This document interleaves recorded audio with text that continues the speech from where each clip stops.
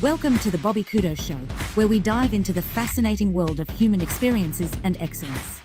With special guests, real-life anecdotes, and thought-provoking discussions.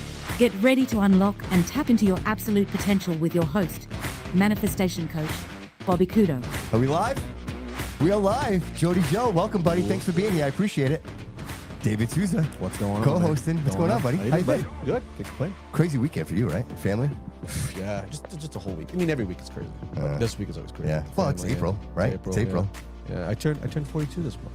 Ah. I just turned 21, bro. You did? Yeah, like 2 days ago. How did I pass? Right. Yeah, believe it or not, it's amazing. Ladies and gentlemen, you go backwards. Welcome to the Bobby Couto Show, April Livecast, Episode 1. Our very special guest. We know why you're here today. We know why you're here. For this man right here, Mike Silvia, the former reporter. Welcome to the show, my man. Great to be here. See that, bro? We loud. We so loud in here. Dude, it's all about the intro. Yeah. You know what, Mike, you and I, we've been talking about this for a while, right? Like, we get together, we talk, and we talk about getting together and doing something like this, and just, I felt like there was no better time than right now, considering all the things that are going on. And I was talking to David, actually, and I said, David, wouldn't it be great if we work with Mike? And, you do so many great stories. And it's not just you, it's you and your partner, Ken? Yeah, Ken Paiva. Also, Stephen Richard does a lot of the video work, and his wife, Erica. And then my brother does a lot of stuff as well for New Bedford Guide. But nice. Yeah, so it's Ken Paiva out here in Fall River. Yeah. So there's so much great content, right? And it's all the headlines. And I think, honestly, Mike, without exaggerating in any way, shape, or form, you are the information that's pumping through the city. Like, without you, sir, the only news stream in the city. I know we had the Herald News, and for whatever reason, whatever's happened to them has happened to them. And I think that they're providing information that, quite frankly, isn't as relevant as what I find your information to be. And I'm not saying one is better. What I'm saying is what I find myself drawn to. The information that you provide, one, is very easy to read. Like, I love how quick I can get through it. I get all the information that I need. And I also believe that there's another element to this, and that is the element of accountability, right? Because without the information, then people do whatever they want, right? If nobody's watching, right? Then, like, it's just the cookie jar is empty. There's nothing left in there. Yeah. And so I think that in this space that we are right now, what you do, brother, is critical. And I just want to say thank you, and I'm grateful for that. And that's why I wanted to have you here, brother, to just really talk about it. And introduce. I know my audience knows you, but for us to be here in the same room, having a conversation, talking and discussing of some current events that are happening now. Yeah. Right. What a great thing, right? Yeah. Yeah, it's kind of nice being on the other side. I'm usually the one doing the interviews, so it's kind of nice to. And the studio space is great. Thank you, brother. But so the media has, in my view, it's not hyper local anymore, and that's when I came in with New Bedford Guide, started that, where you have newspapers, radio, and print. They cover the big picture stuff, but not the hyper local community stuff. Yeah. The balance that is tough now is the attention span is like Vine, which is at 5 to 10 second videos. Now it's TikTok, which is like a minute or two. Yep. It's hard to do investigative reporting that someone's going to sit and actually read for 10 minutes, which is not easy to do. Sure. So then you got to translate that into like video form, like podcasts and stuff like this. Right.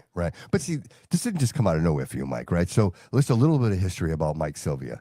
Homeless kid, right? Homeless. And how old? So I'll give you a good story on this, and I've shared it a few times, but not really publicly. A family that you have to understand. I was born in the 70s, and in the 70s, men could beat the hell out of their wives, and they throw them in a drunk tank and then let them sober up. The next day they come out. I remember those days. Oh yeah. So I was like, younger than 2 years old. My dad is beating the shit out of my mom constantly. One day she gets put in a hospital for 3 days. Gets out, comes home, and my dad's having dinner with her dad, like nothing ever happened. So she takes the kids and flees to New Bedford. I grew up, thought my birthday was March 17th. It was actually March 18th, but she changed my birthday to kind of hide me from my father, right? She was worried he was going to come get it.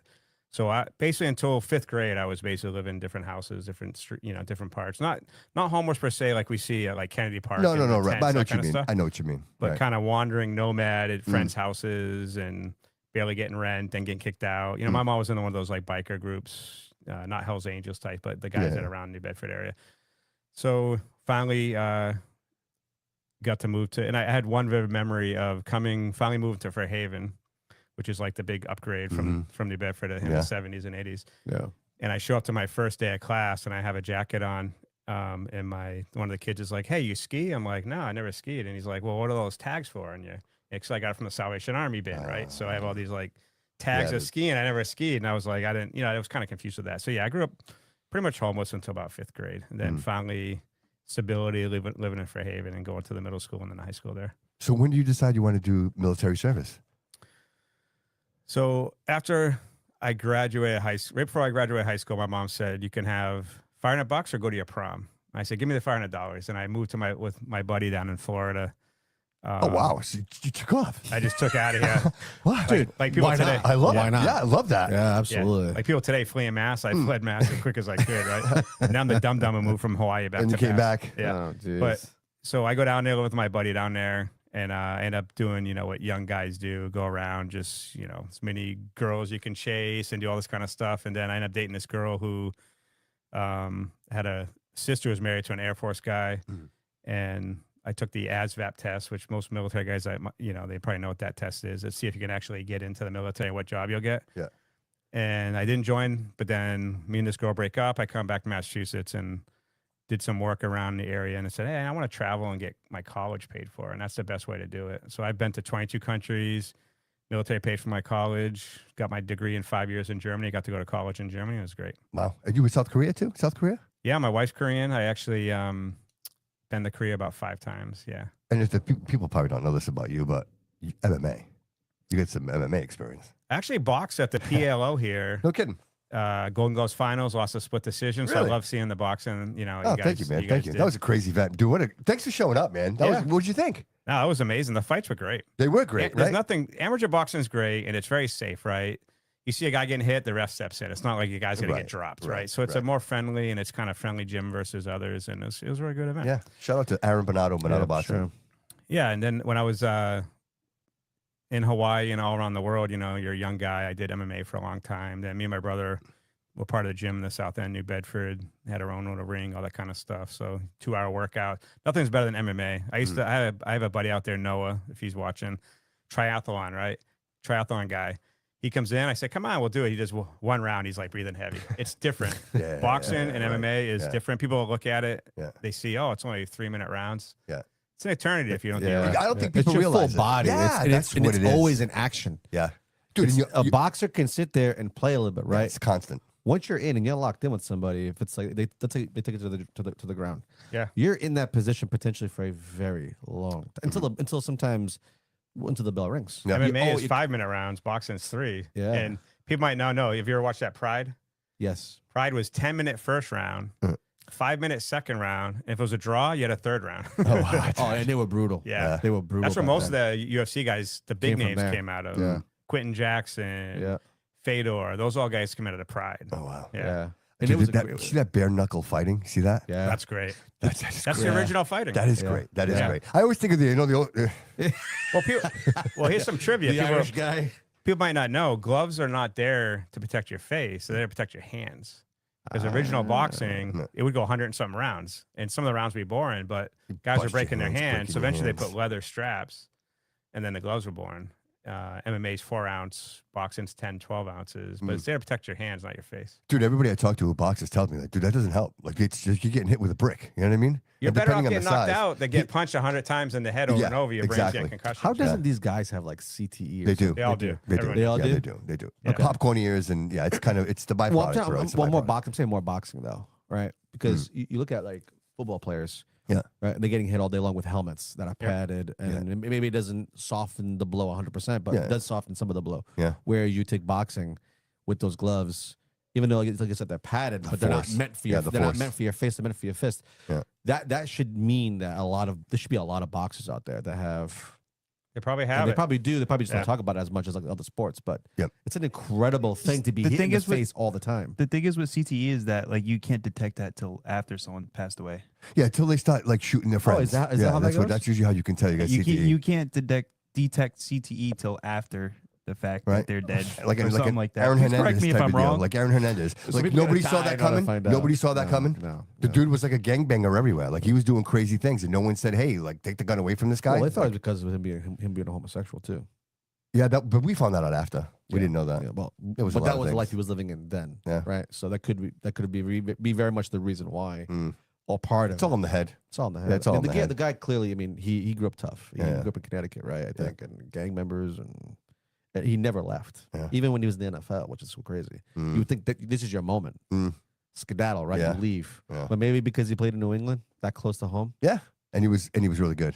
and Yeah. he was phenomenal. Yeah. He would have been probably top tight end of all Yeah. time. So real quick, I want to get into the show, but I want to finish with you first. Yeah. So Air Force, you finish your time there. Did 15 years active duty, 5 years down the Cape to finish it up to get your 20-year retirement. Yeah.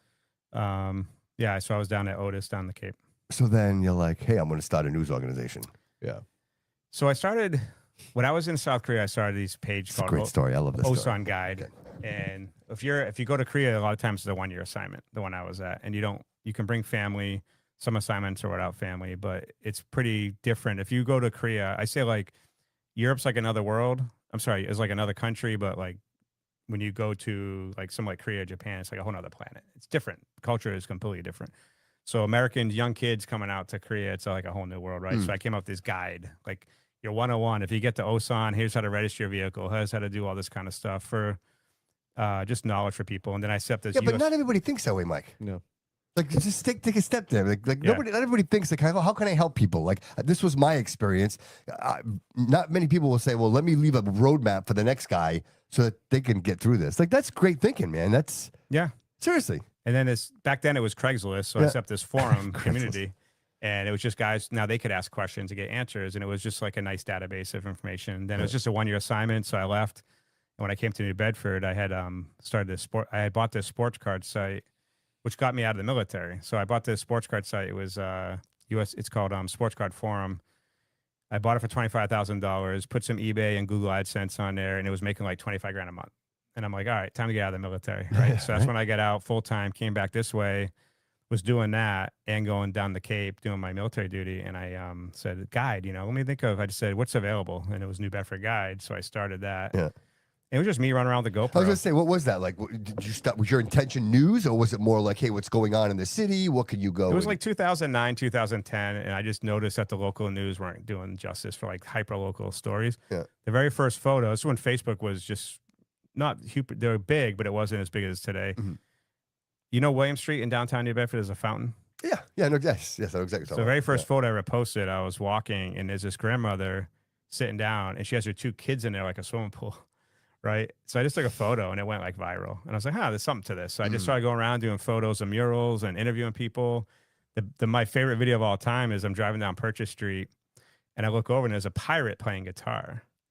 And I pull off and I sit down. I start recording his music for like B-roll in the background. And then I interview him. He's like, sure. I said, so what's your story? And I said, great. He's like, well, I'm from Worcester. I came down here. I met this girl. We had a one-night stand. I woke up. She said, get the F out. And now I'm here playing guitar, trying to raise money to get back to Worcester.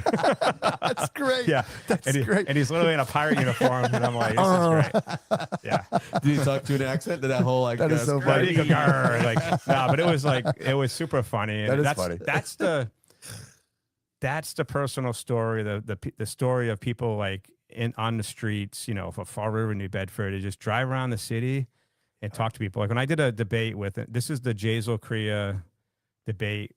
I moderated it with Mayor Coogan. And since I don't live in Fall River, I was driving around the city the day before. I was already the moderator. I come up with all the questions. I drive in the city and I record videos of people saying, hey, you want to ask these mayor candidates a question? And I recorded like 10 of them. And I played them all. One lady, she was sitting on a park bench, totally looked like in sorrow. And I sit down, I say, hey, tell me your story. And if you like that, ask the mayor a question. And her story was she was one of many people that are one-wayed down here with addiction because of the services here. And she stayed here. And she asked, her question was, hey, what are you doing for people suffering through addiction?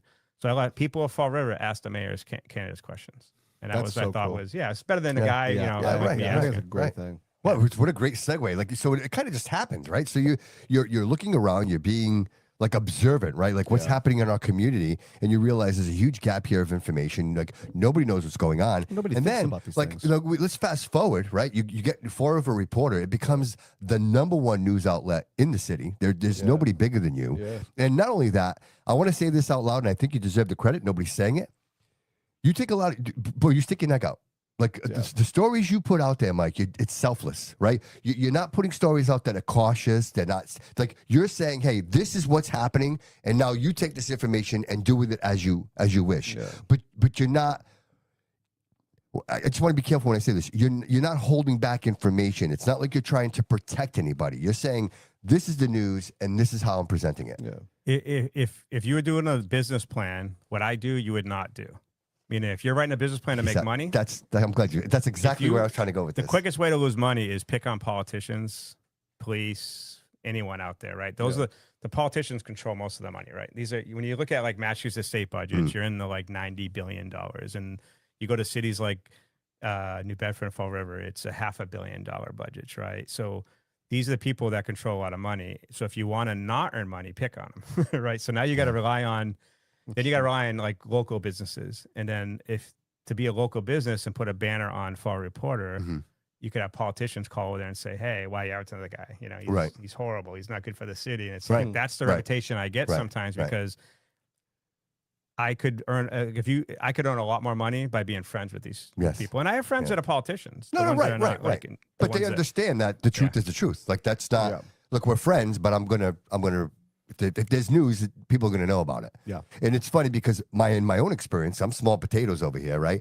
And I've had people say to me, Bobby, no, I can't because like there's, so it's not, it doesn't have to be directly with these politicians. It could be, it's these people that are dependent on certain things of the city, right? Like they run businesses, they run operations, and they know or are afraid that if they say something, there are repercussions. And that's the history of America, right? So Revolutionary War, it's like, there was, I think most people at first were supporting the British. They didn't want people to break away, right? So you have, it's always, and that's why when I always like, I hate to throw us into immigration, but when you have people come into America, they say, hey, they're afraid of people, of dictatorships or they're being oppressed. It's like, look, America was being oppressed and we stood up against the number one empire on the planet. Yeah. And I don't blame people for wanting to come to America, immigration, all that, but I'm saying like, stay there and overthrow like in Venezuela, it took us to go snatch this guy out, right? Or you go to Iran. Right. When the people stand up in Iran, people maybe not know this, about 20, 30,000 people died before we started bombing. They were uprising and protesting. And Trump said the red line is if you start killing protesters. Yes. And they did. They started killing protesters, right? And they did. So it's in Fall River, if you remember like Jaysville and Coogan when they were running, Mayor Coogan kept saying Jaysville, dark cloud over the city.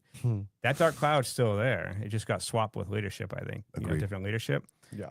And like I said, if you're writing a business plan, it wouldn't be on there to say have a battle with the most powerful politicians in the city, right? Right. It's pretty stupid. But the thing is it's funny because it's really all encompassing, right? Because it's all intertwined with each other. So, you know, what you do is you try to align yourself with people that have the same ideas as you and want the same for the city, right? I don't want to filter the news. I don't want to control the narrative. I don't want to lie to people. I don't want to make them think that there's something that isn't happening, right?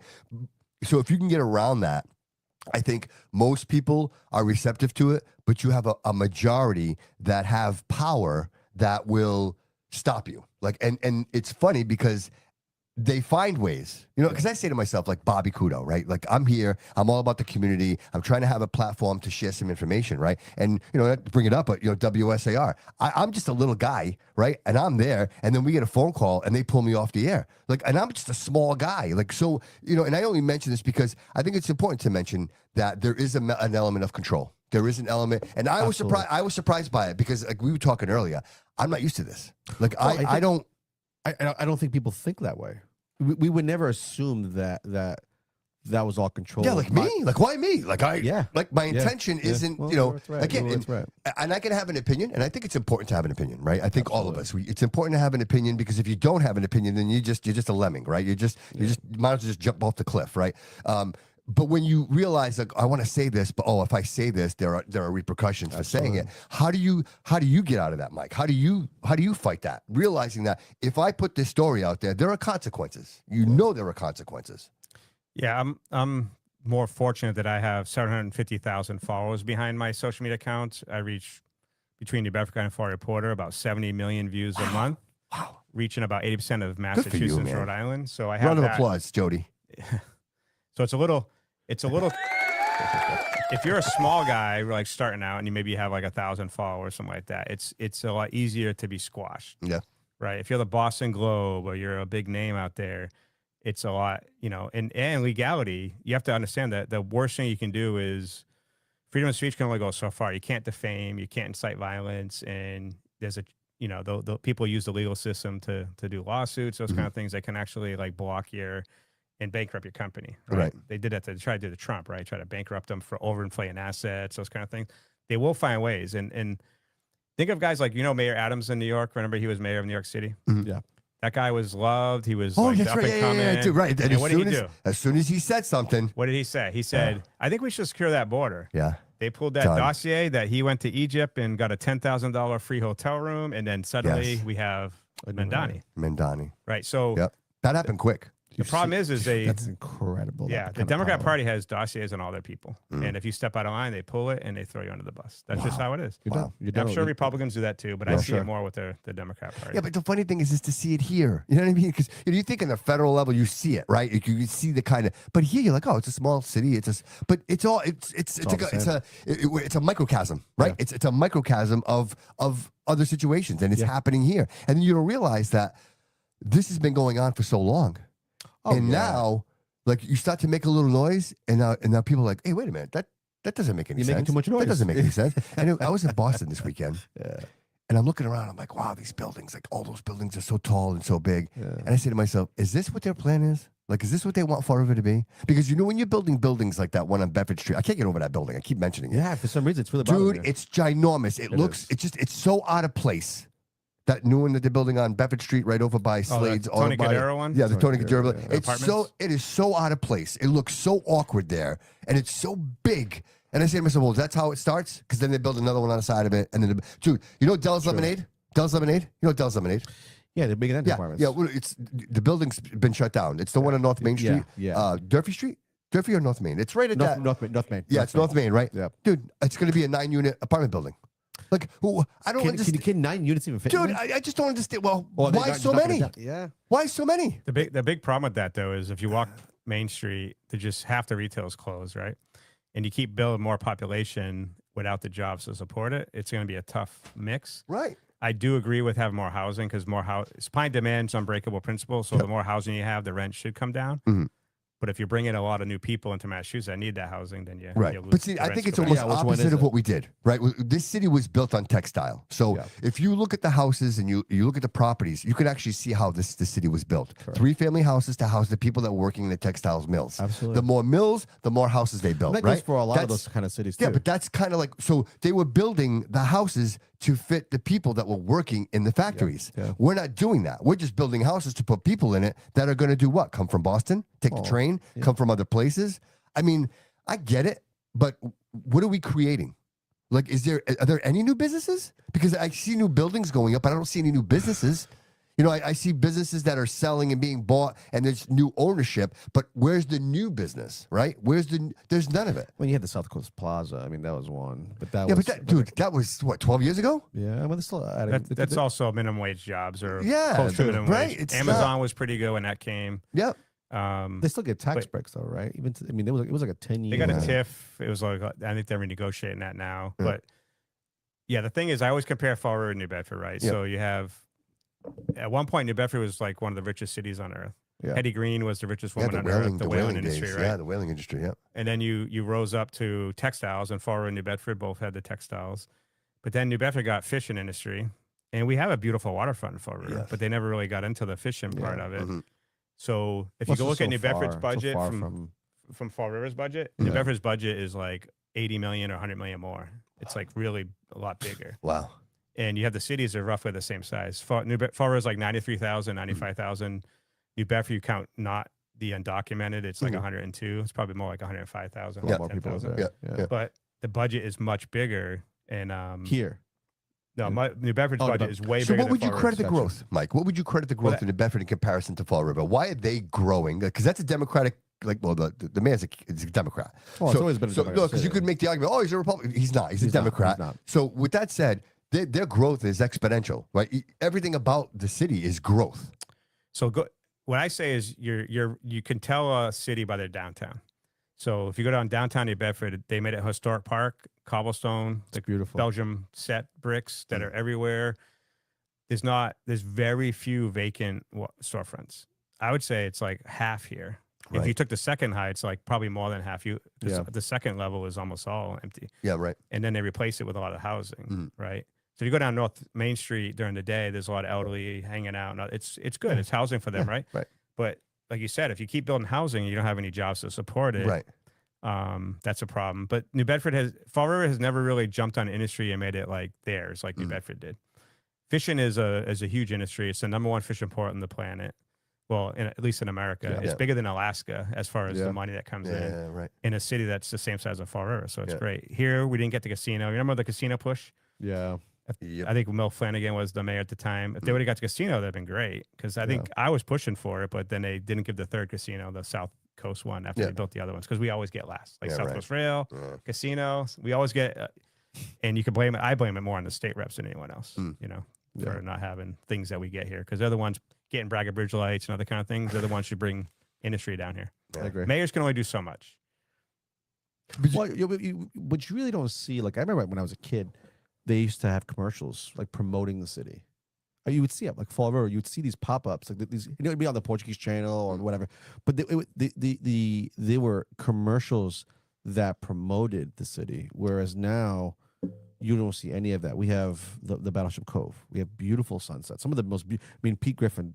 He shows in his photos. We have amazing sunsets. So we have wonderful restaurants. Pier 52. We have Morgan's. We have the Cove that's being remodeled. You have all these places. So it's a great place. None of it's promoted. So let me give you a little bit on that. And this Right. is my jaded part of the city.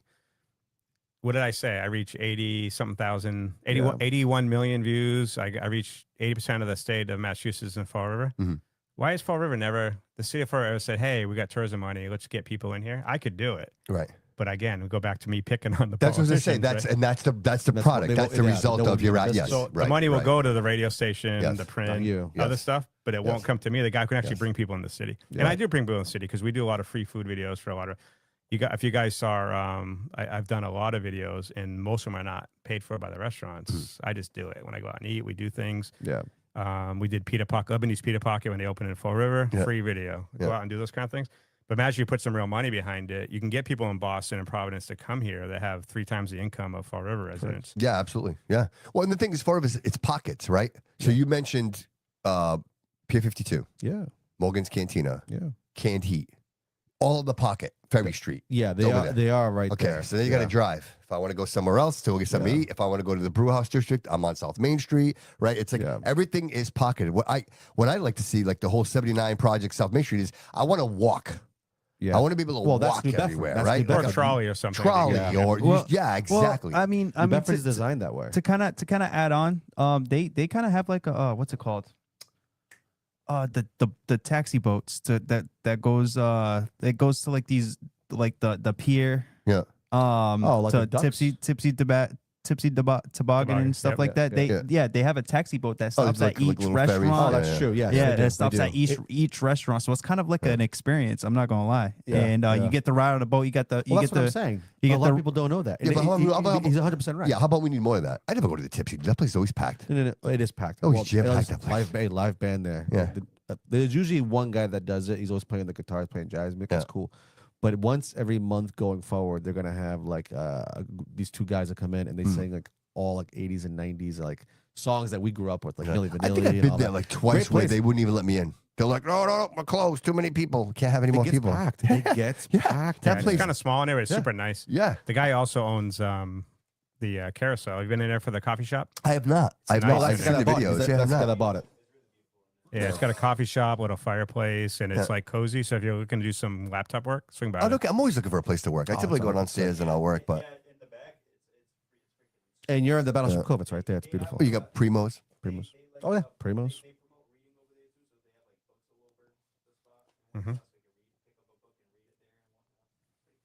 So listen, we're going to get into some down and dirty stuff, but I just want to mention Troy City Mortgage, Dave Pereira, 508-207-5864 for all your mortgage needs, the official mortgage provider of the Bobby Couto Show. Go check him out. Tell Dave you heard about him here at the Bobby Couto Show. So you guys want to talk some business? Want to do some business? Let's do it. Let's do the opening hook. So I had the opportunity, Mike, you did a live this week. And I hope if the audience didn't get a chance to check it out, I actually have it on the Bobby Couto Show. It's linked there. Go check it out. And I thoroughly enjoyed it. Is this something you plan on doing more often? Yeah, I'm going to start. What I think I always had planned doing, I just didn't have the time, and I'm going to start doing more going forward, is after I read an article that week, go live and talk about it. Because how often you'd love to be, if you read a New York Times story, it'd be great to talk to the author, right? Exactly. Have questions. And I had a lot of questions at the end, so I got to take those on. It's kind of a way to kind of, you address the haters. There's a few in there that always make excuses for the city, right? And you get to talk to those guys, but then they ask even more questions, or even questions not directed to the article, but it's just nice to talk to people out there. Yeah, and then you get a pulse too, right? You kind of see what resonates with people, what they're interested in, what they're not interested in. And I think like, again, there's a lot of nuance, right?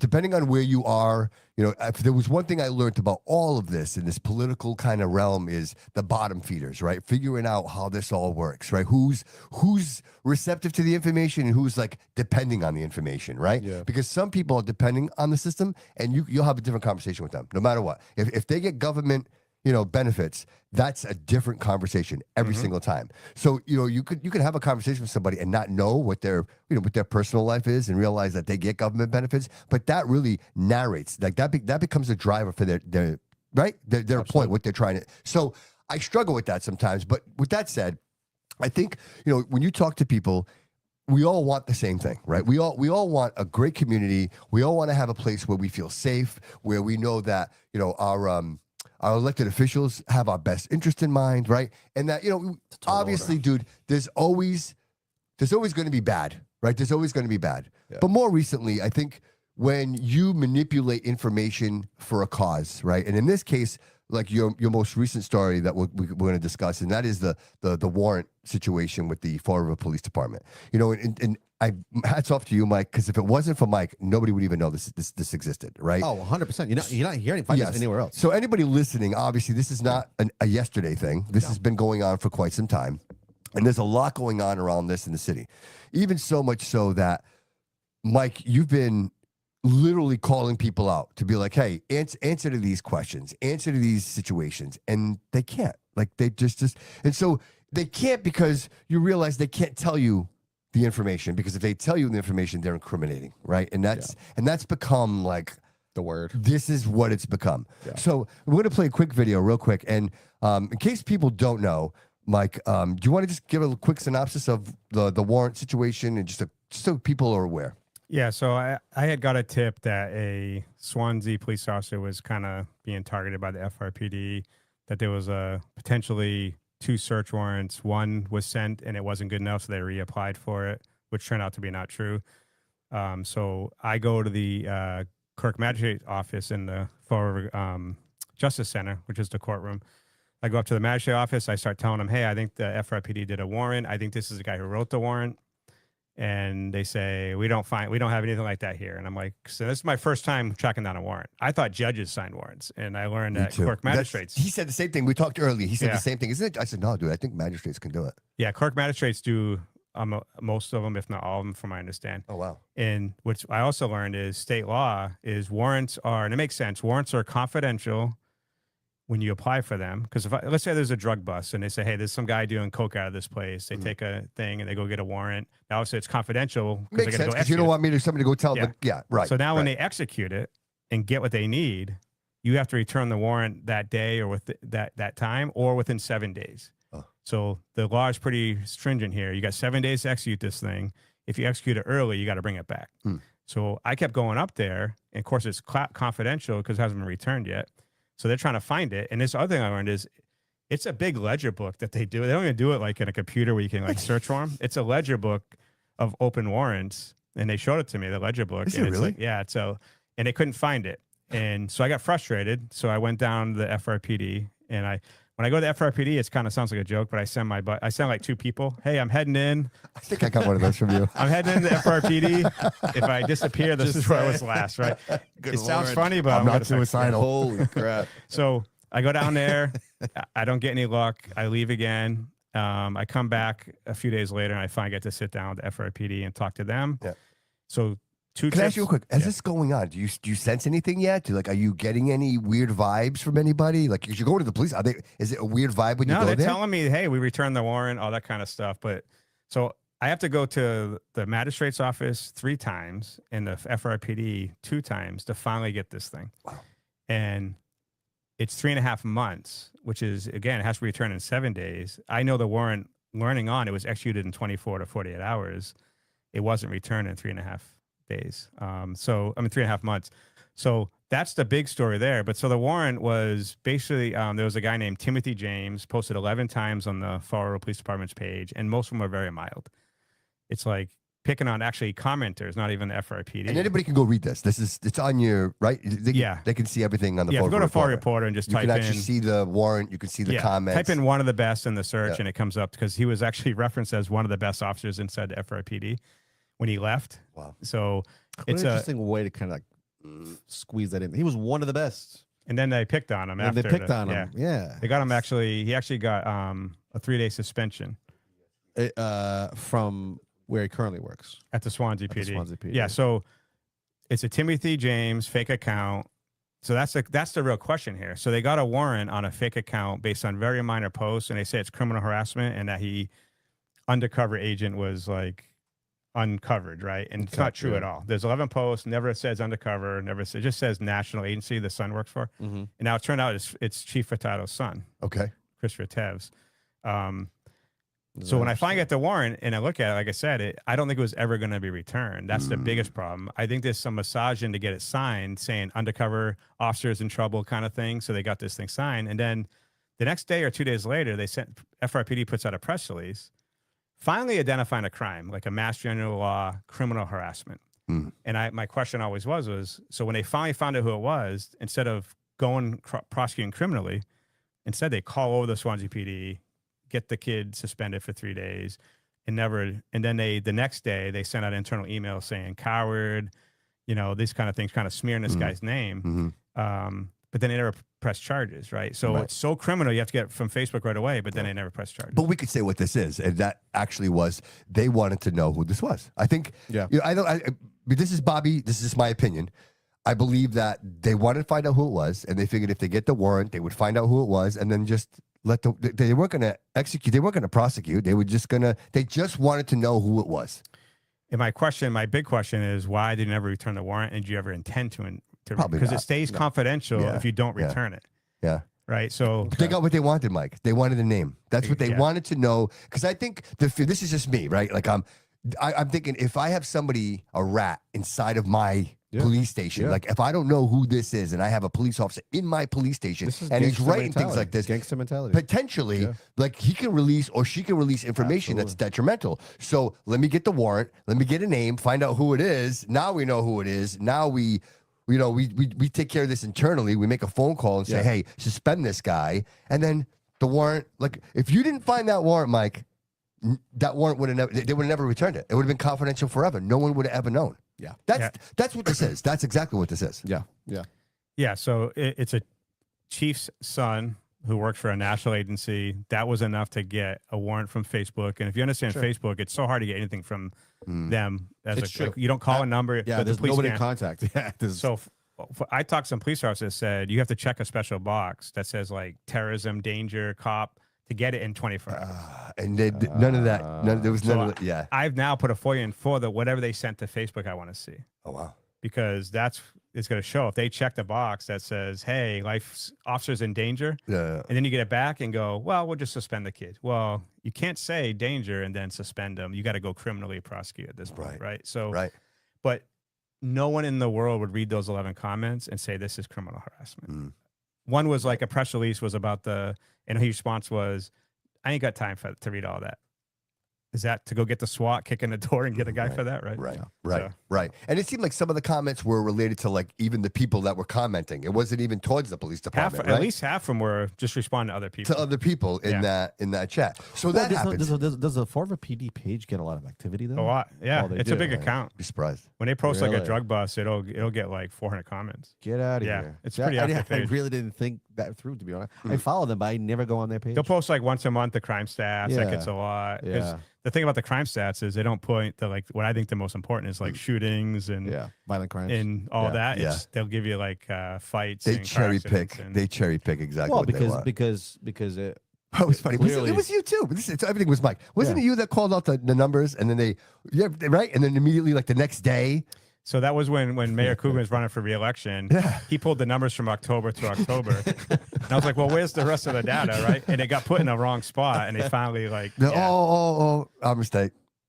Right. But see that again, Mike, there it is. That's the impact that you have. Yeah. So okay. So this all happened. When do you start to feel like, okay, this is getting serious. Like this is getting, I mean, you already know it's serious, but now you're hearing from other people. well, and I finally get the warrant. So it's 14 pages. It's a 5-page affidavit. There's a bunch of attachments. The warrant's just 1 page. And then when it says what Facebook returned, they have to say what they got back and just literally like IP address at the end. So it's 14 pages. I read it. When I finally get it, I go into the hallway and I go back in. And for the third time, I asked for John O'Neill, who's the magistrate who signed it. I leave my number 3 times to say, give me a call. And he still hasn't called me. So I'm kind of like, why did you sign this? I want to ask him, like, you know, was this a good warrant in your eyes? That kind of stuff. And I just never got a response from him. But after I wrote the article, now this took me a week to write. It's a long article. So I've been kind of trying to do some kind of consolidation to make it easier. That's why I did the video, because I knew a lot of people couldn't read the whole thing. It's a long. Right. When I put it out there, it really caused like a lot of waves. It's enough when you put the article out and the next day they put out a long press release, and then Mayor Coogan right away signs, he says, I'm going to give her a 2-year extension. Yes. Like hours later. After he promised that. Yeah, that's what starts showing me. I'm always like, what does she have on him, or what is going on that he keeps digging in? So I put the article out at 9 a.m. on a Friday, and I heard he was calling around city councilors like early that morning, within an hour or two later, saying, hey, I'm going to give her the 2-year contract. So I think what I did is he was calling around for the month, trying to see if he can get the 5 votes. You need 5 out of the 9 to get her appointed. And then when my article came out, he's like, I'm not getting my 5 votes. Right. So he just said, all right, time to like give her the contract. And then I heard it was like war between, you know, the city council and him for a while. And then he eventually came out and said, okay, we're going to give her a contract indefinitely when we finally get a civil service position. Yeah, he made a promise verbally. Again, you got to get stuff on contract. You don't do it right. So verbally that he would come back and put her up. But legally, I guess they've always brought renewals to the city council, but this time is a little different. And we have a bill right now that's sitting with the governor that would change. No, it's already signed. Oh, it's already signed. Yeah, so January 29th, Maureen civil Healy. service. Yeah, so Michael Roderick, you have to have a senator and a House. So Michael Roderick, Scarfiola, put the bill up 6 months earlier to say, hey, we want civil service position. And they got it signed. She signed it on January 29th. But then I don't know, I guess he started some kind of process, but we didn't hear about it. And I don't know if she qualifies for civil service. She wouldn't qualify for the New Bedford civil service. Every town can write their own, but you got to like rack and stack based on civil service points. Yeah. So it's an interesting case and it's very complex, but at the end of the day, I think it's civil rights violations. So when do you hear? Look, obviously the news. There's a conference, right? So press cards is funny, right? So you know what? Can we play that, Jody? Can we play that? Let's play that real quick. Yes, sir. Yep. No, that's going to be. All right. Did you read the 14-page search warrant and affidavit on that Friday? I read some of the search warrant. So you read some of it, like Linda Pereira. Okay. Well, most of it. Did you read the 14-page affidavit and search warrant? I did not.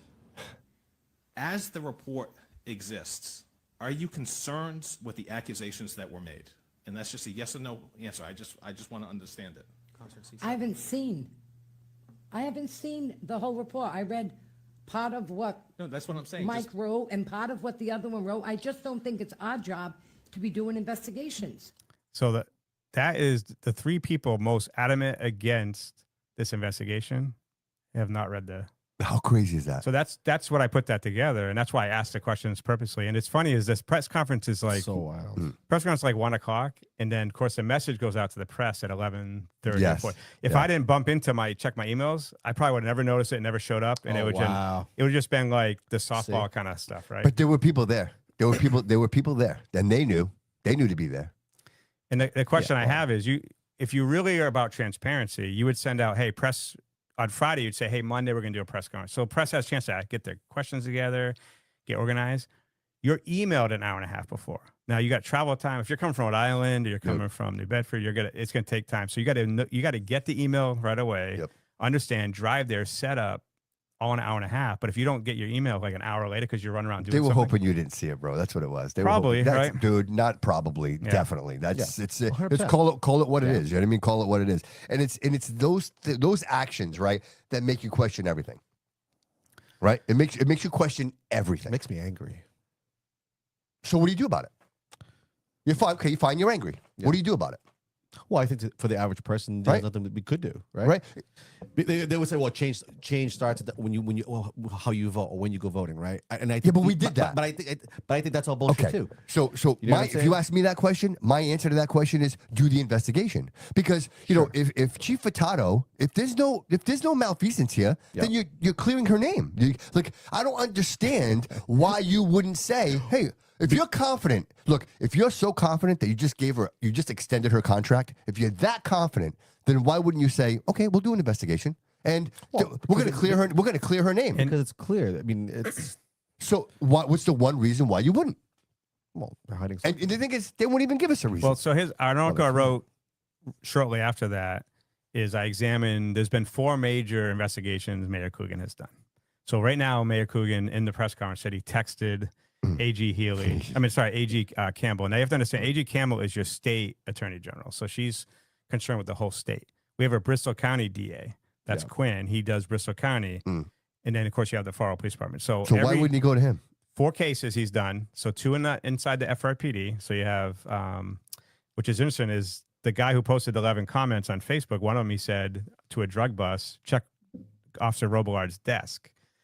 Now, this is a guy who got investigated. So there was an investigation. A guy had drugs in his desk, and they did an investigation. They brought in a former chief of police, Jack Sousa, to investigate. And then when they were done, they suspended the guy, right?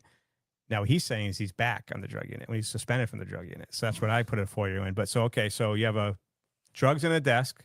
That resulted in an internal FRPD investigation. Then the city hired an investigator, and it came to conclusion. Paul Gavin, right? Bullet and a knife in a desk, found by Officer Mendes, who wrote this search warrant with Chief Furtado in the room.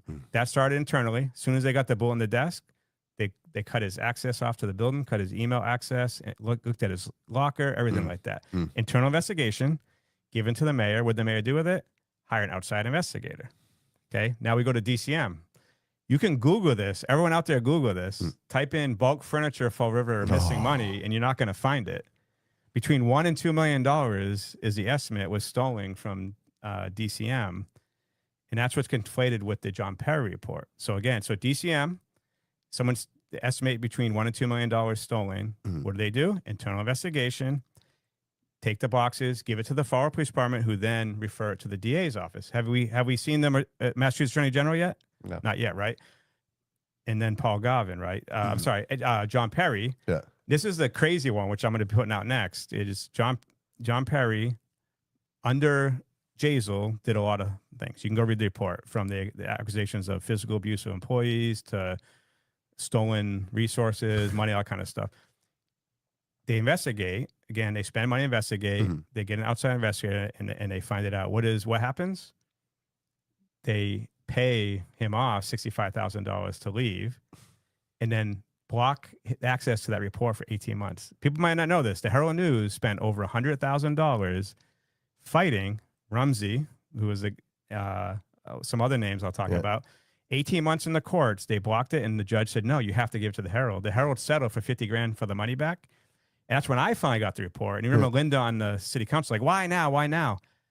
Can I swear it out? Yeah, of course you can. Yeah. Because you fucking blocked it for 18 months. Yeah. That's why now. Right. So I finally get the report, and I put that information out there. So why would Mayor Coogan, again, do an internal investigation? And then why'd you get it? Why would you block it in the courts for 18 months? Right.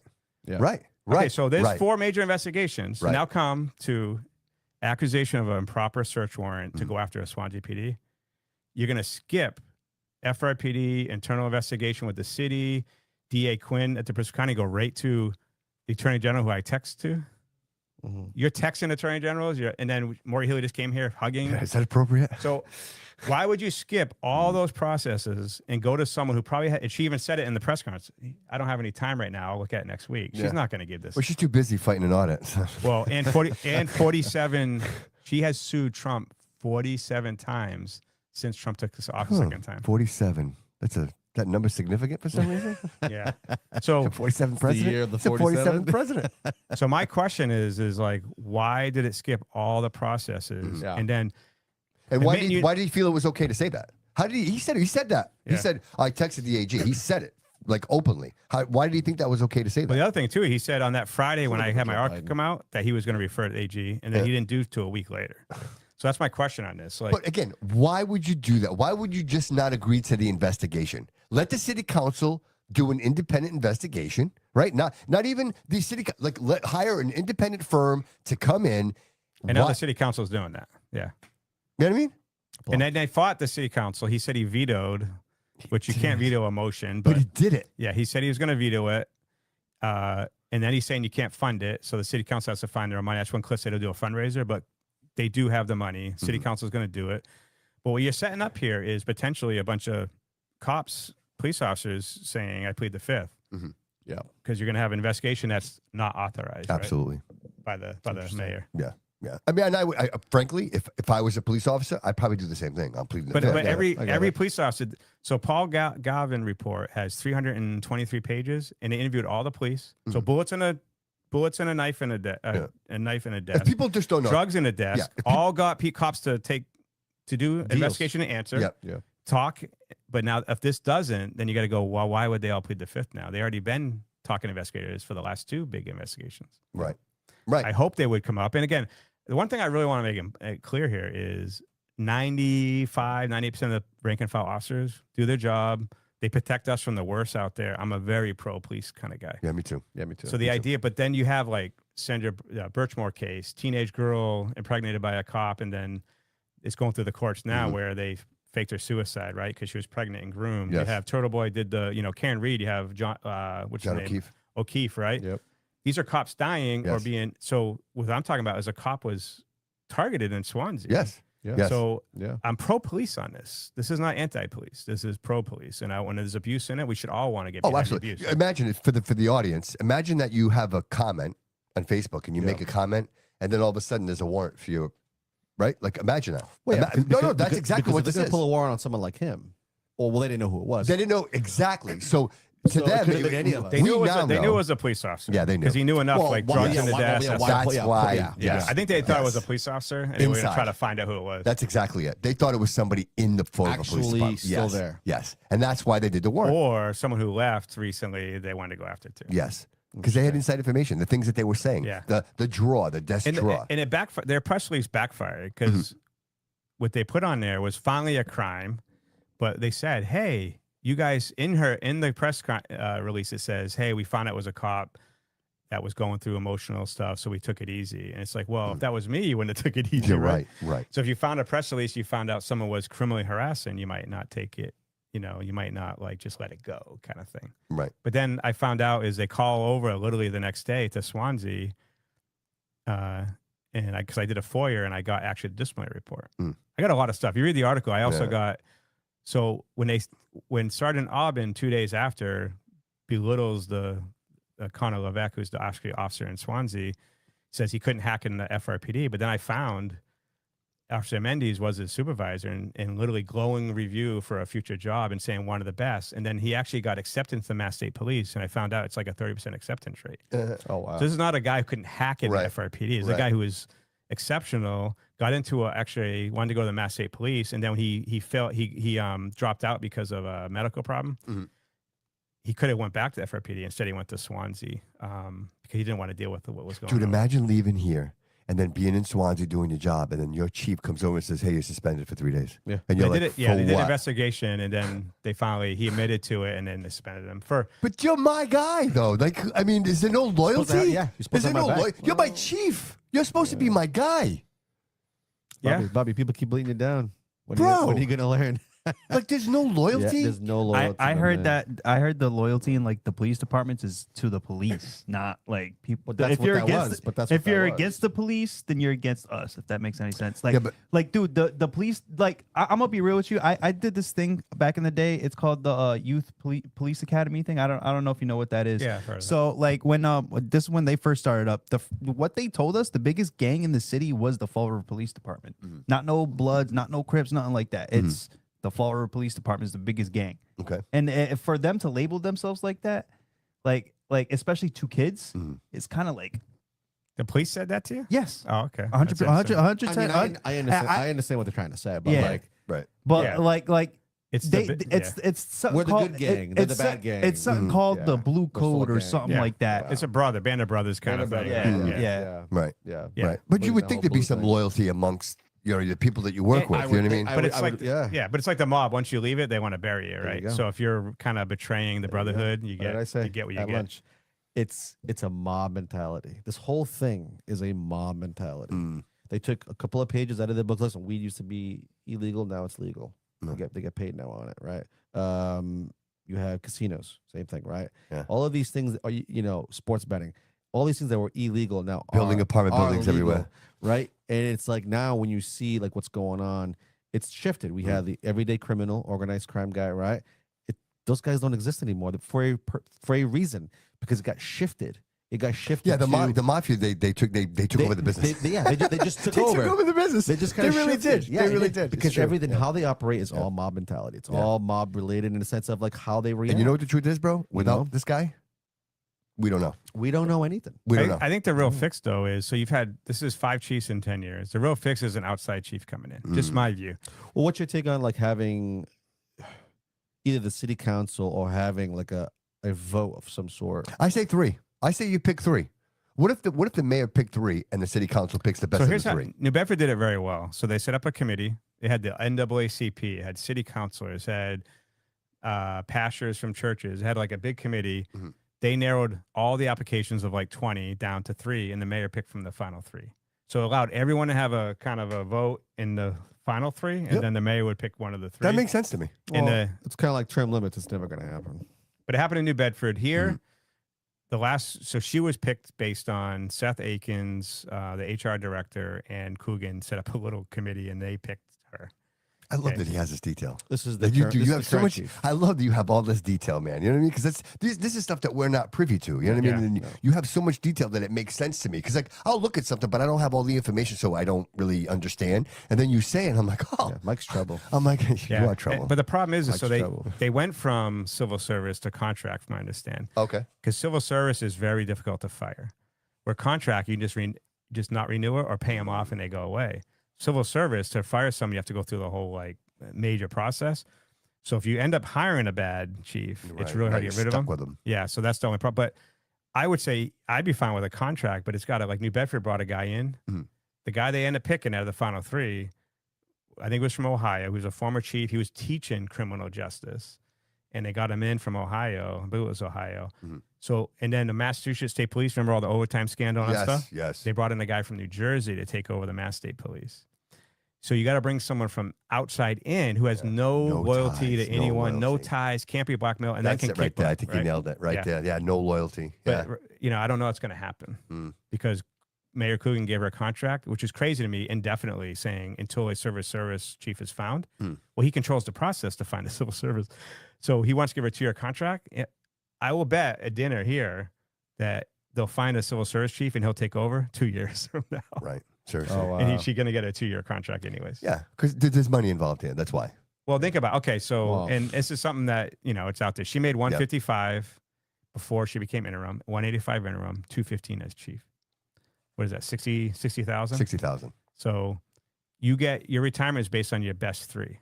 So there's a reason why You they hear want this, her David? 3. You hear this? If you're looking for the why, here it is right there. Go ahead. You get your best 3.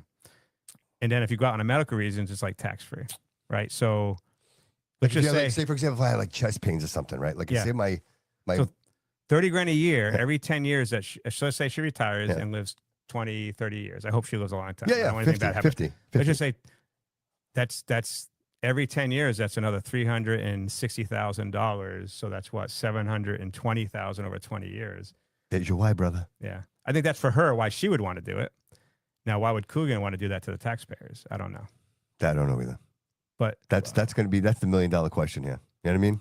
now she was SRO while he was vice principal, so they probably have some really close connection. Sure. Yeah, but this is really close.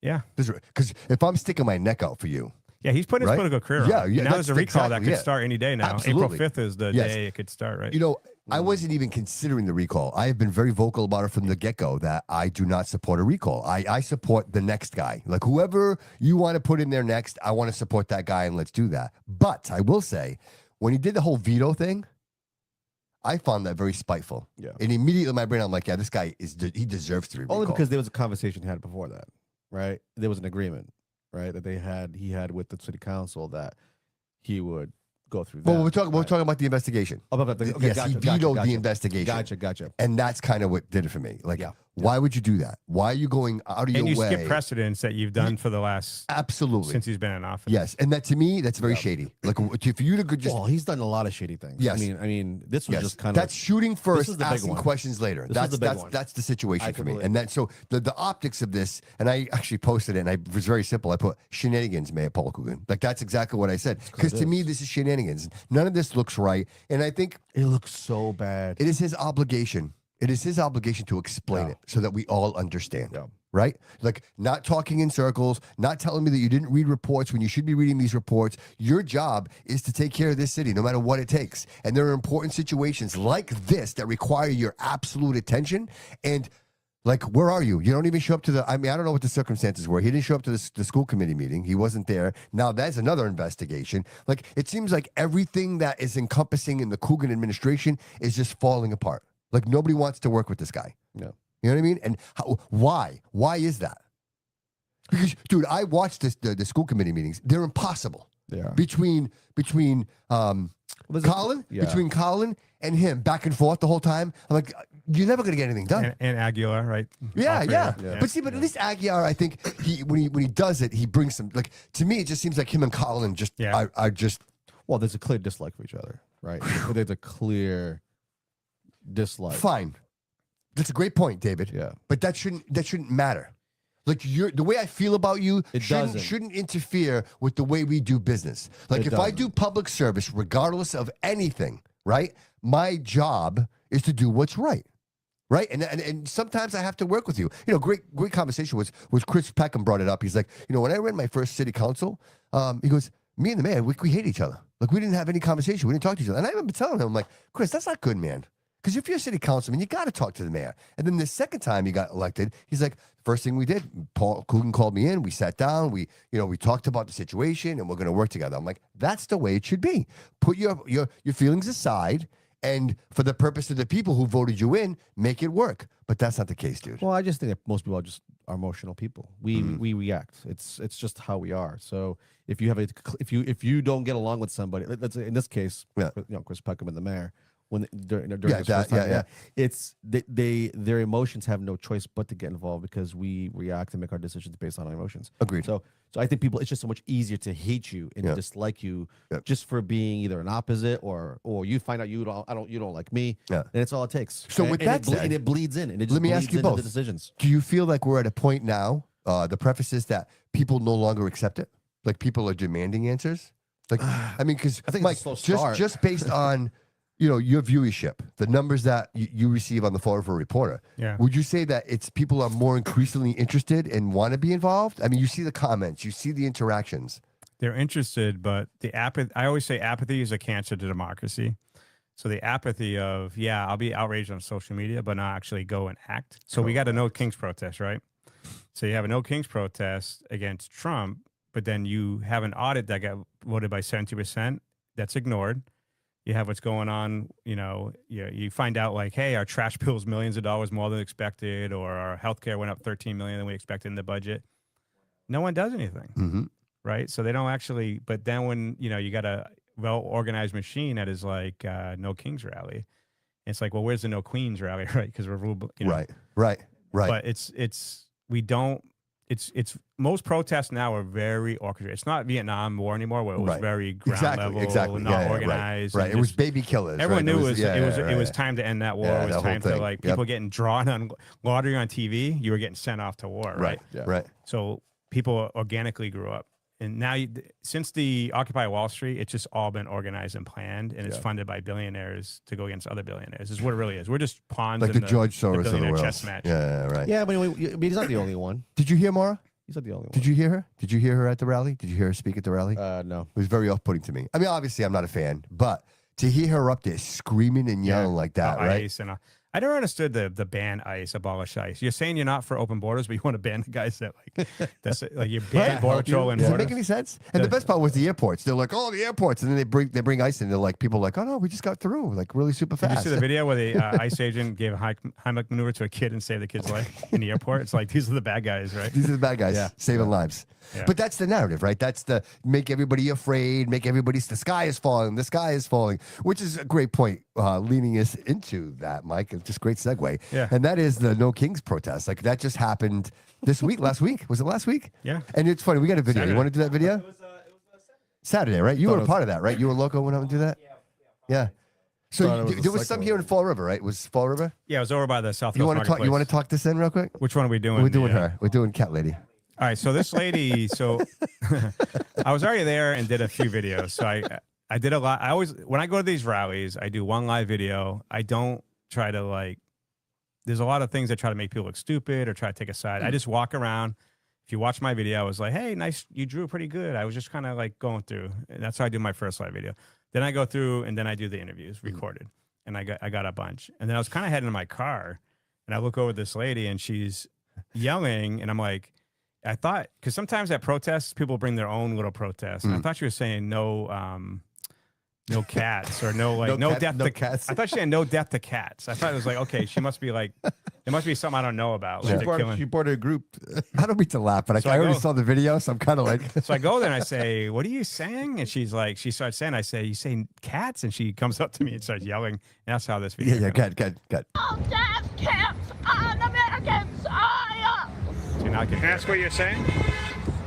No death camps on American soil. No cats? No death Oh, camps. Okay, so that's why you're here protesting today? Yeah, because those camps are death camps.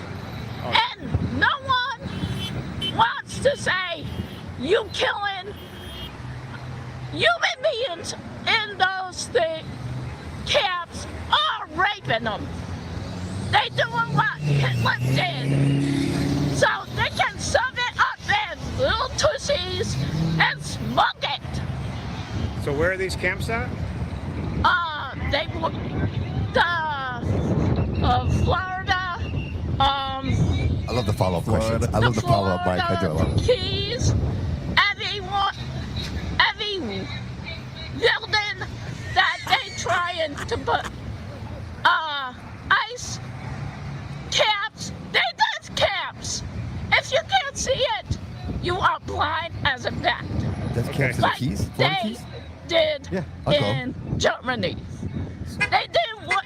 They waited till it was too late. It's not too late. So shove the Republican Party's ass up and say no more blood on American hands. It's on theirs, not ours. So you're saying there are death camps in Florida? Yeah. Okay. And where did you see that? That's covering up the camps. The ICE agents Okay. putting camps up for illegals or whoever hates Donnie. So anyone that hates Donnie don't be in death camps soon. Okay, thank you. If I have to go to death camps or get shot like someone in Germany did before Hitler took over, guaranteed I'd be proud to die in front of Americans to prove it. Okay, just so you're clear, you said they're putting illegal immigrants in death camps in Florida like they did in Germany in World War II. Yeah. Okay. Thank you. If they can't see it, they up their fucking minds. Thank you, ma'am. You're welcome. And I try to walk away. No, it's still more, but it's okay. I try to walk away, and then she follows me and asks a little bit more. But That's funny, man. yeah, Do you want to play that? Play it, no, Jody. it's okay. It's You sure? if you want. Good, play it.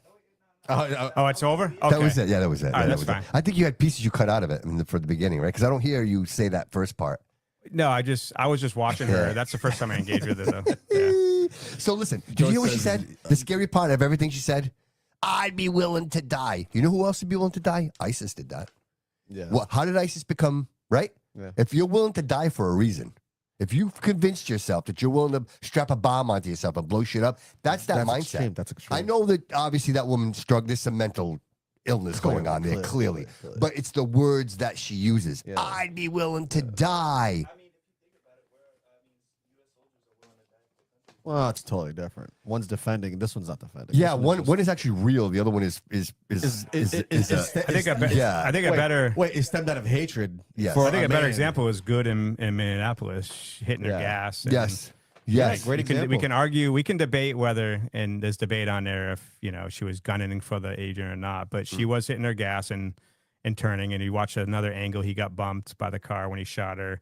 I'm not here to debate if I personally think that she shouldn't have been killed. That's just my thing. But if they're willing to do these kind of things, and Trump had two people, one shot him in the ear and one was waiting at his golf course to kill him. Yep.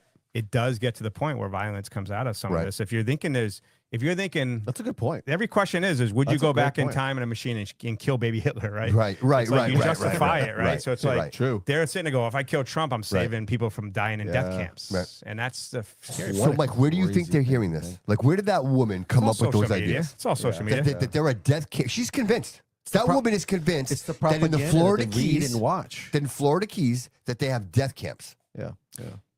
And the problem is she cancels your vote in elections, right? So there's a large group of people like this that are voting, against their own benefit or their own country because they believe this person, President Trump, is in ICE.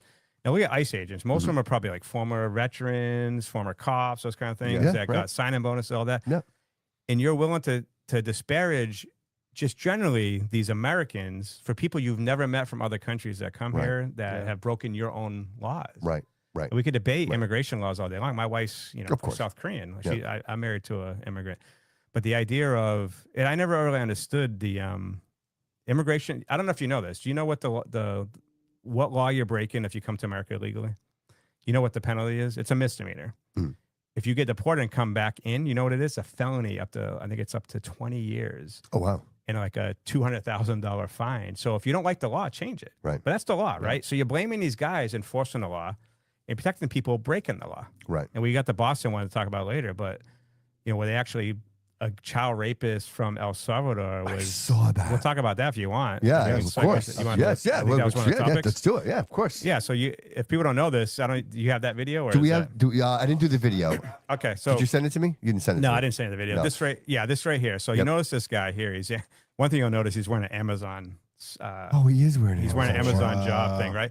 So Boston shows up, ICE shows up to this area. They got like 4 cars, and suddenly there's these patrols that run after you with whistles and blow, and it's usually these, bored women like these 2 ladies here. Yep. And they're about to arrest this guy. Now, here's the thing. These women are saying, you're making the kids on, there's an elementary school just outside of this video view that you're seeing here. Mhm. They said that you're making the kids uncomfortable. But having a rapist from El Salvador, children rape, was not making them uncomfortable, right? So they come here, they start blowing whistles, they start yelling, putting the cameras.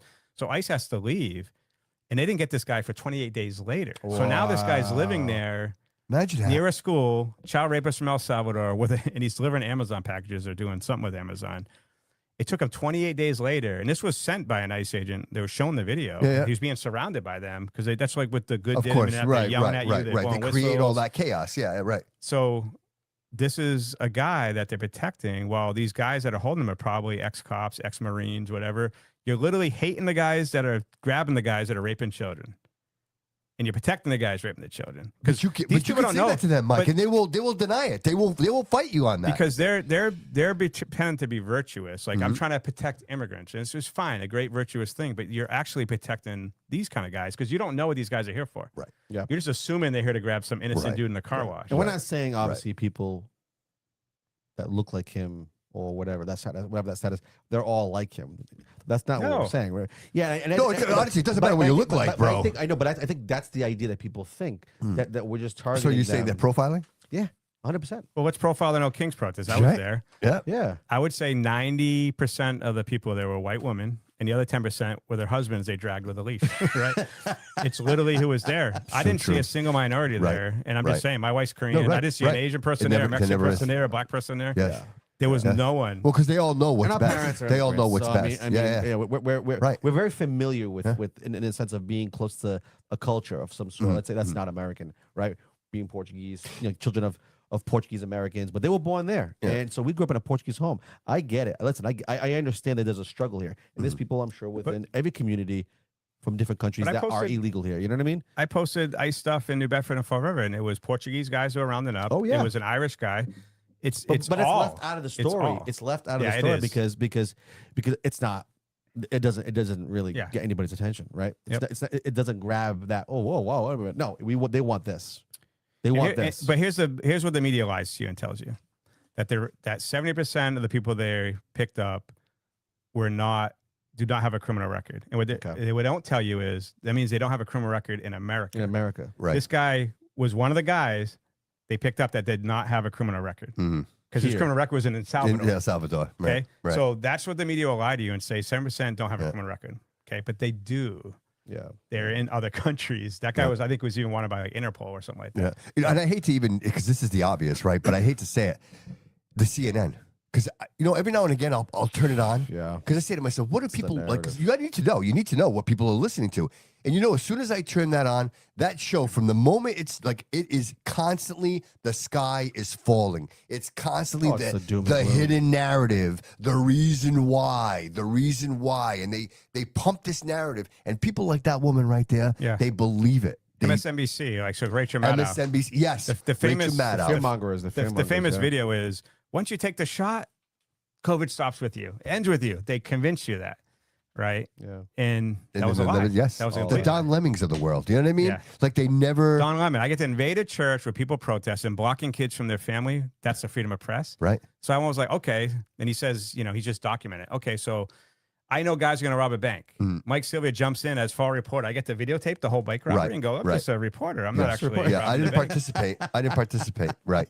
And I'm out there an hour with them planning and going into the bank. You know what's so wild that he had the balls to walk into that church and- With a smile on his face. With a smile on his face, the arrogance of that man, Mm-hmm. and you would never see them ever doing this, walking into like a Muslim or even a Jewish Yeah, church. like a mosque or A mosque. synagogue. You would Yeah. never Right. see that. The disrespect, but I think we've become so soft. Well, Christians as a become society. tolerant of it. and Tolerant that's- because we're yeah. told to be tolerant, right? Yeah. We're taught someone to kind of turn the cheek. Yeah, but you made a Right. good point. You're like, oh, you know what, Bobby? They all show up. Like the Democrats, they show up. That's a Organized. good point. But Organized. you made a really good point, and that is They're these organized. people are paid. Paid. Right? They're all showing up, Why? but they're doing it because they're being So I'll tell you- compensated. Why aren't Republicans doing this? This is what I learned. And I learned this during the Black Lives Matter in Question. Somerset.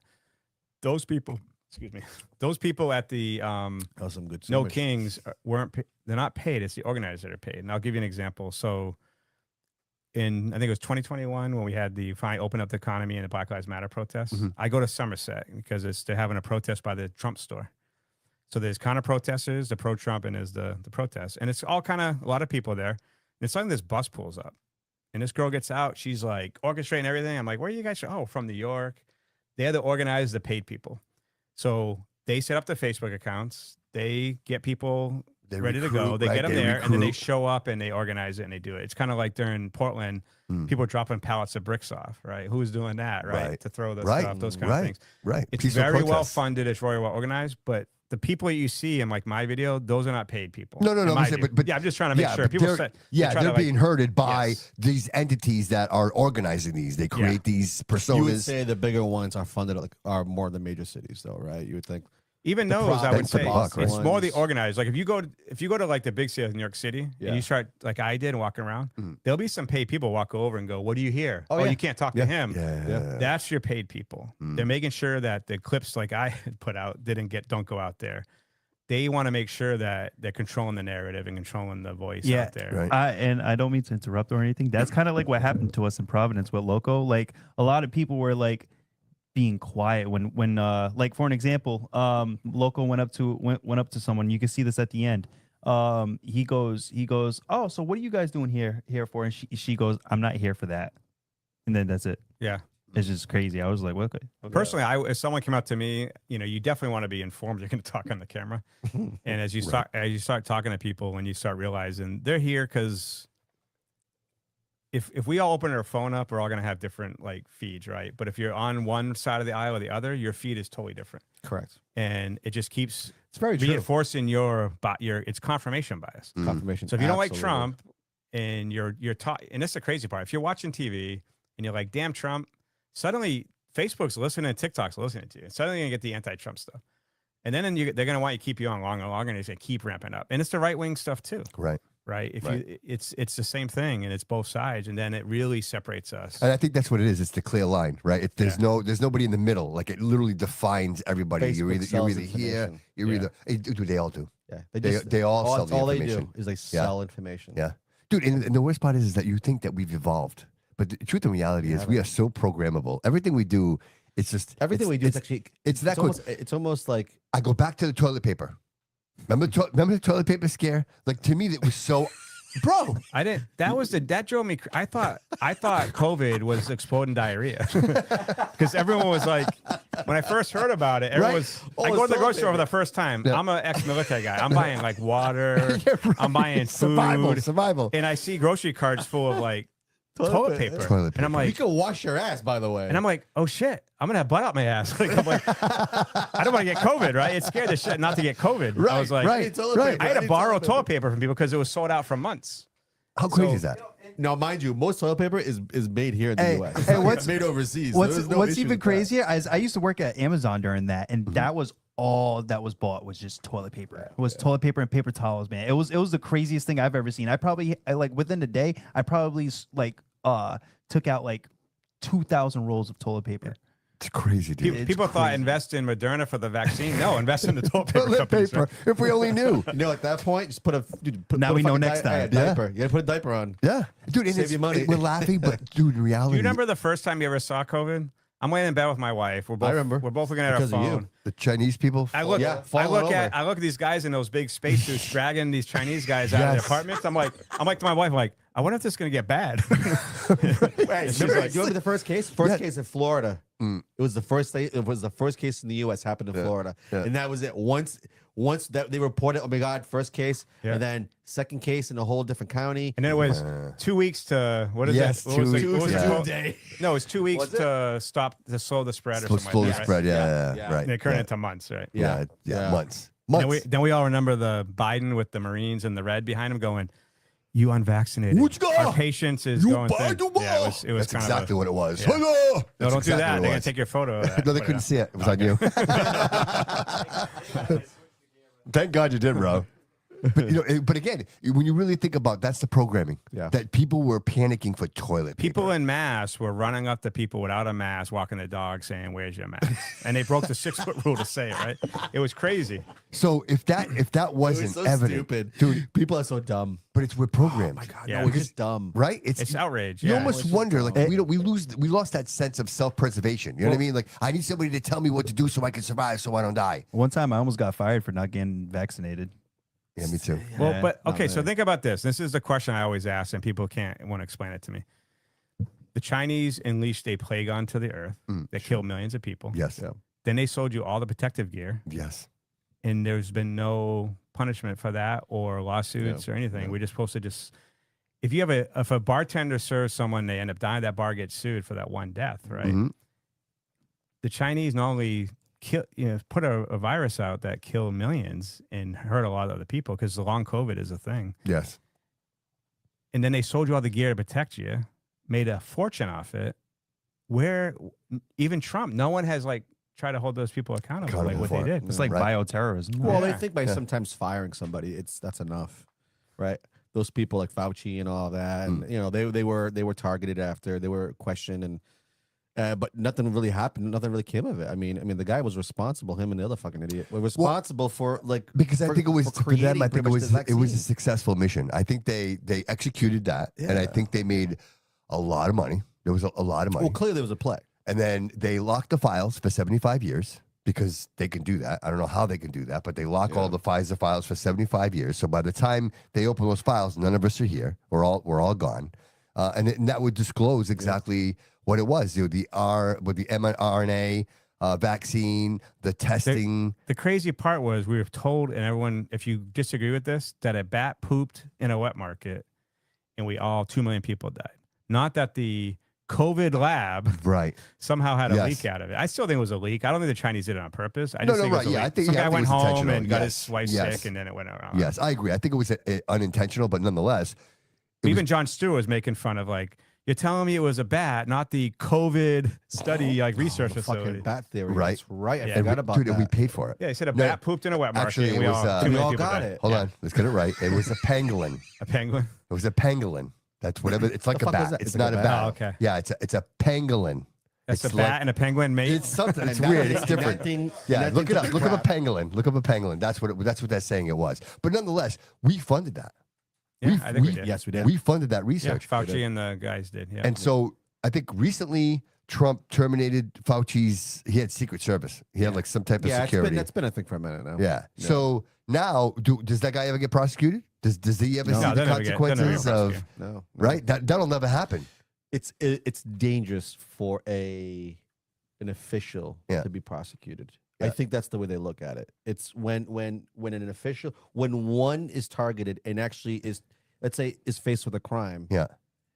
And they don't, and they get convicted of something. Now it's fair game. I think at that point, now you just unleashed something. There it is. That you That's don't a want. pangolin. Yeah, there you go. That's a pangolin. That's not like a bat, dude. They're saying that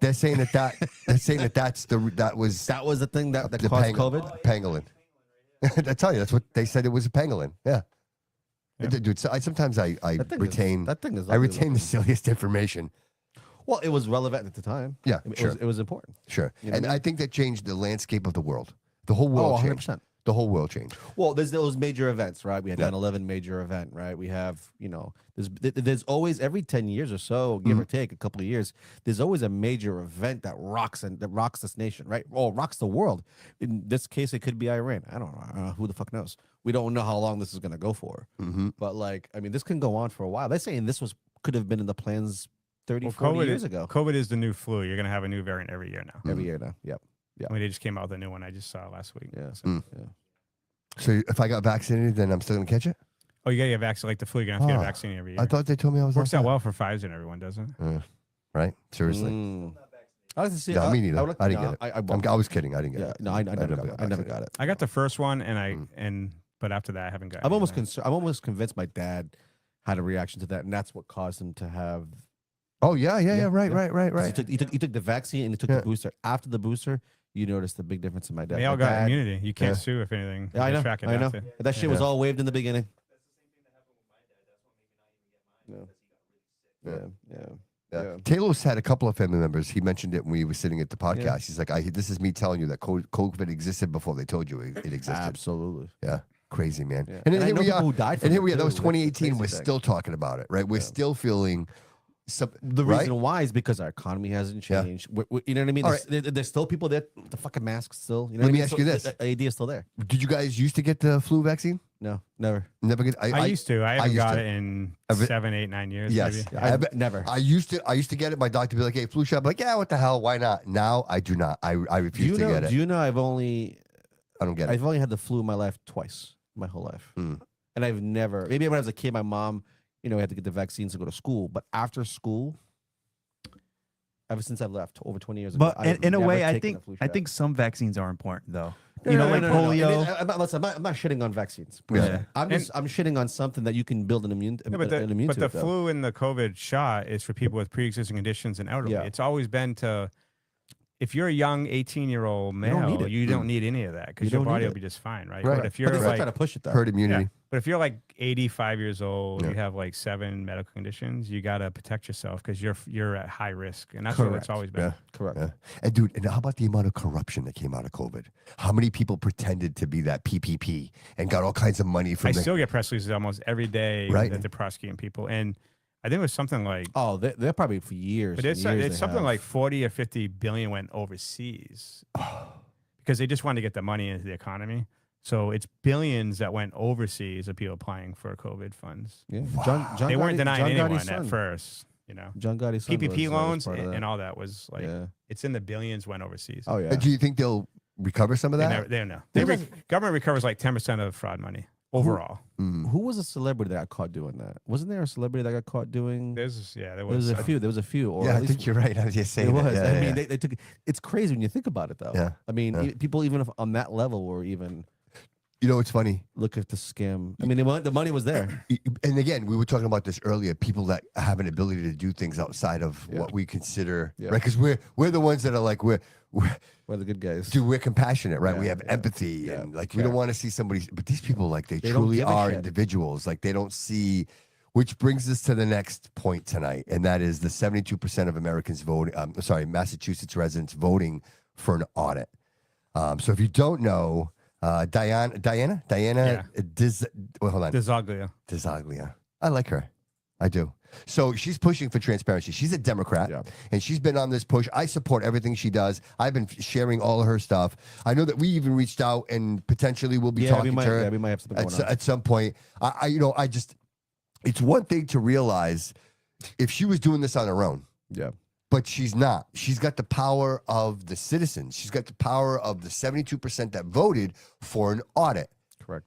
But unfortunately, everybody along the way will not allow this to happen. No. It's because of what you see right there on the screen. This is one that she pointed out in front of a hearing, and she said to them, and so if you listen to the legislators, they'll say it's unconstitutional. And I did an article today, I put it out. It's not. It's completely reviewed. But Yeah. this is a point that she made is, so they'll say there's audits already happened. But yeah, so she found 1.95 million over 2 years to management consultants. And on the line, it doesn't tell you who the vendor was. So this is what she's talking about. And so all through our budget, you see money being expended. That gets audited, that it balances and all that, but not who receipts, basic receipts and consultants like this. And we know, so let's go to 1.95 Ayanna million? Presley, Yep. who goes from negative net worth and in 7 years to $8 million through her husband's consultant company. Mm. Nancy Interesting. Pelosi, husband. So what they do is, I always say, you want to get rich in America, set up a nonprofit or Profit. become a politician, because that's how you get the fastest money quickest. Wow. And So in this case, 1.95 million was that's just spent. one line item. Wow. Now you're talking hundreds of pages of line Now, items. how is right? she getting this kind of information though? She's the auditor. She's the auditor, but she's not allowed to do anything, No, but right? what she's doing is she's just grabbing the line items and then she's going down, and when it says like who are the vendors, it doesn't list. Right. Gotcha. So she wants to find out It just says vendor. who's the vendor.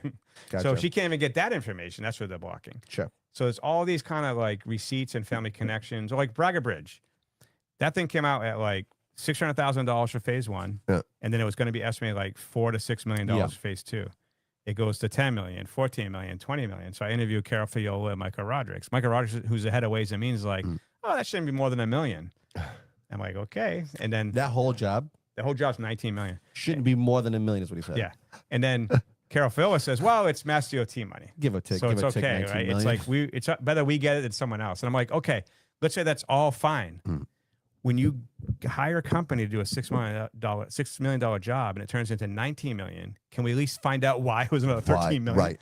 Right. And who got it? And why is it? What's the connection? Yes. And why is it Yes. that DOT money is being spent on lighting up a bridge and I can't even drive down the street? Yeah. And every emergency vehicle that drives through this city is being destroyed by these potholes. You know, we all have the liberty of doing this, right? Swerving. Do you think an ambulance can swerve, or do you think they're hitting those potholes head on? they're hitting it. Right? Wheels, tires, ball bearing. Like, think about how much money we're spending. Yeah. But and then the people that annoy me the most online are like, well, it's state money, it's not city money. And they try to explain. I'm like, okay, but we all pay state We still taxes. pay We also pay. tax. Yes. You probably more likely to pay state tax than property tax in Fall River. Right. Absolutely. So you should be more concerned when state money is being 100%. wasted, right? Because that's your Completely money. Right. Right. Right. And when it's overly done and they don't care Mhm. and they don't go back and do an audit Mhm. and find out why it went from whatever. Right. And I don't, but look, I'm okay with nice things in Fall River. Mhm. But when you have a Jenga holding up parking garages and you have potholes everywhere and you go down, there's trash everywhere and you don't have money for a lot of things that you want. Parking garages are all, I think it's like 10 million to do that. Mhm.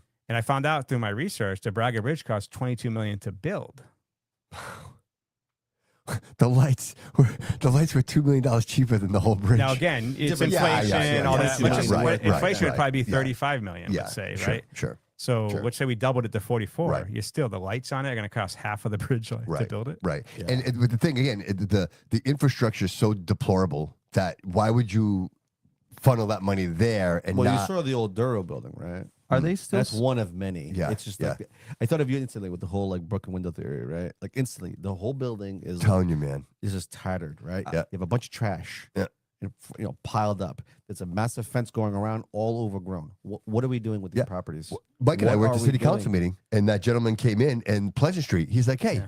you guys have had a fence around this building on Pleasant Street. You can't even walk down the sidewalk." No. And the thing is, he goes, "I brought my drone." He goes, "And I flew my drone up." He says, "The whole building is literally imploding on This is the old itself." police station, by the way, right? No, No, this is this up is- further on Pleasant Street, like the Flint area. Oh, Flint area. It's on the Gotcha, left hand gotcha. side. It's the whole corner is fenced off. Like if you have a And it's not. There's many of those, by the way. yes. In the city, there's many of And those. so the fenced question off. was, they're like, "Oh, we'll move the fence back," and they're like, "You can't That's not because what- somebody's going to get hit in the head with a brick." You know what I mean? Yeah. So, like, how Yeah. long does it take for us to be like, you know what? If anything, just take it down. Like, don't Knock just it leave down. it there. Knock it down, and at least now it's not a danger to people. and then you know what I mean? figure it out after. Yeah, but that's more of the Or- push. or It's call- just more of the push. Yeah. But the problem is that there's de-incentive to actually invest in Massachusetts. When you start doing rent control, like there's a rent control ballot coming up I in saw that. November. That has already scared away, and even Healy's admitted it. Yeah, why would you She's come here? against it. Yeah. But it has the highest approval of all the ballot questions because people are getting pinched on the rent. So Yeah, but you're don't they realize the consequences no, but they of don't. doing that? It's like minimum wage. You can increase minimum wage, but your Yes. cost goes up That's the a great same. It example. doesn't mean anything. That's a right? great example. So the problem is you've made it you disincentivize people to invest in Massachusetts with one, that, two, Mm-hmm. all the regulations that happen. I'll give you an example. In San Francisco, and it's true here as well. It was like $3 million to build a 2-stall bathroom in downtown San Francisco. And after like 2 years, one guy he's like, "I'll just donate the parts and the labor. How much is it? $2 million or $1 million. Like, wait a minute. Why is it still like, oh, why was it so much in the beginning? And he's like, well, because of the studies and the hearings and all the things that it takes to do it. So when you have this big bureaucracy, Bureaucracy. people know, why would I invest there when I can go to Texas, Florida, right? Or somewhere where there is no bureaucracy and it gets approved pretty quick and I can get a Absolutely. return on my investment. Right. And But- you're not being taxed to death. But back to the audit, I did an article this morning. You can read that on Fall Reporter. They keep saying it's unconstitutional. And they're lying or ignorant. The real process is, and people don't know this, if you want to get a ballot question in Massachusetts, the first thing you do is get 10 registered voters. And once you get that 10 registered voters to sign off on it, you bring it to the Attorney General. Okay. And what she does is review it for constitutionality. And I literally show you the .gov website where it says she reviews for constitutionality. And then there's a checklist of like 15 things like the legislators do you can't like make a ballot question to say, we want no more Christians in Massachusetts. Okay. Right. All right. So they say Okay. religion, you can't do that. Yep. You can't ask to fund things because that's the House and they have the power of the purse. Yeah. So she reviews it. Attorney General reviews every ballot question for constitutionality before you even get those signature sheets to go out and get 83,000 signatures. Wow. So when she's out there saying it's unconstitutional or the legislators are saying it, they don't even know the law they've wrote. Right. And I'll give you an example of how I know this too. Jamie Eldridge he's a very left-leaning state rep up near Boston. I find out he puts out a bill that says non-U.S. citizens can not only vote in local elections, they can actually run for mayor, school committee, and other elected things. I put it online and say, hey, look at this. Jamie Eldridge's Twitter account responds, goes, my bill doesn't say that. So I put his bill online and he goes, oh, my bad. I guess it does. What? He doesn't even, a lot of them don't even read their own bills. right? Well, they're Now- not real. They have a whole team that does all this. Yeah, right? but you got to at least know what about your yeah, building, yeah, whatever, yeah. right? But again, I mean, The lobbyists write In most this of their in this bills. case, and this is a perfect example of you should know what the hell you're signing. So Attorney General, don't. who They has really sued don't. Trump 47 times, is saying, I don't think she even knows that it goes through a constitutional review, maybe. Wow. Because it does. It's Wow. on mascot. Just type in, anyone out there on Google, type in, ballot question process in Massachusetts. You're going to come up to a page that talks about the initiative process for ballots. You click on that. It tells you in the second paragraph, the Attorney General, after the 10 signatures, goes through a constitutional review. It's literally there. How do you submit for a ballot question in Massachusetts? Or go to Fall Reporter. It's going to be the most closest article. go for a reporter. It's going to be like the newest article probably up there. But it's constitutional because she approved it. Now you could say, well, maybe she didn't know what she was talking about. So it is unconstitutional, but Right. okay, she's the top lawyer of the state, right? Yeah, so should know. her opinion It's her should job matter. to know. So, It's her job to know. is it safe to say that a lot of these guys, a lot of these people, men and women that are in office, are just winging it? Well, here's the thing. So That's what it sounds like. They're just kind of like they're winging it. They don't read it. no, They but don't read Or they it. read some but of I it. think this is the real part. Do you Or they know? read most of it. You know what the Speaker of the House is? Yeah. Yeah, Okay. he's Like Nancy delusional. Pelosi is the Speaker of the House. Yes, and- yes, It's yes. yeah. Click on that, and then you can you have to clear out that pop up. And if you go in there, it literally says it in there. But what was I saying? Forgot. But if you go look at if you want to look at the article, it shows that if you are he's going to open it up on the screen. Okay, so scroll Perfect. down a little bit. Keep going. It's kind of hard to read, but you'll see. Cool, Ooh, that's a pop-ups. funny ad. Wow. She's got a lot Right of there. pop-ups, See, Mike. now You read fix that red line. Read what it says there. Now this is mass.gov. It says the Attorney General's office then determines if the pension meets the state's constitution. Petition. Sorry. Meets the state's constitutional requirements and can be certified, and usually announces which pensions, right? Petition are certified by the first Wednesday in September. But just read the red part again. Yeah. Sorry. The Attorney General's office then determines if the petition meets the state's constitutional requirements. Right It is there. right there. Okay. Now Yeah. scroll down a bit. Keep going. And you can see here, here's the excluded matter. This is the list of constitutionalities it goes through. So just read the first couple.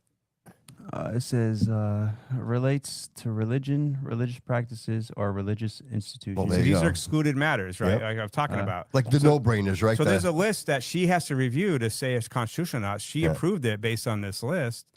And they're all out there saying it's unconstitutional. It's like, well, you can't even get a ballot question started until she approves it for constitutional. And they all She's say, the gatekeeper. but they all keep saying it's unconstitutional. It's not. It's been proven. Wow. So imagine, but think of the precedence this is setting. So now we got 10 more ballots potentially coming up. Yeah. And in my article, I read, so do you know what, all right, you know when We Massachusetts, were talking about the Speaker of the House. Is the Speaker of the? That's what you were mentioning. oh, that's what it was. Yes. So 3 speakers of the House in Massachusetts went to jail, 3 in a row for corruption. And then 2 got approved to be lobbyists up there. So what I'm saying is they don't want you to find some of this stuff, I think. And what was the other? I always get distracted on this. That's okay. That's what was all the other part? What was I going after that? And so we were talking about the exclusions. Yeah. So, but so we already went through all the exclusions. Yep. And then if you want to pass Marijuana. it, So marijuana got passed recreation in Massachusetts. okay. What percentage of Massachusetts residents approve marijuana in Massachusetts? I wouldn't even know what that number is. Do you? Approved now or approved No, approved it for the ballot question. There's a ballot question. Well, I'm going to say it had to be at least 83,000, right? That's the But idea. no, what percentage of the vote I would approved say, it? I would For the- say, for I the would say state- for the definitely state? over 50%, right? I would say it has Yeah, to be has to be over- 50. yeah. 53%. Yeah. So 53% passed marijuana, Yeah. which is federally illegal. Yes. But they took it a month later, got it into push Packaged the it. legislation. Why? Because all the tax money you get out of it. Yeah. It would have been easy to say, sorry guys, this is federally illegal. We can't do it. Right. Yeah. But because They found a way. They found always a will make way. sure if they agree with it, they'll That's get a it. great approved. point, Mike. But 73% of you said, I want What this an audit audit. unconstitutional, even on their own That's website. a great point right there. That's the point of the day right there, man. Absolutely. That's the point. Yeah. 100%. No joke. Seriously. Yeah. That makes all the sense in the world. Almost They 19 points wanted it. higher Wow, for the that's audit, insight. and they said That's insight. sorry. It just That's insight. again, it goes to show you Yeah. the control. That's insight.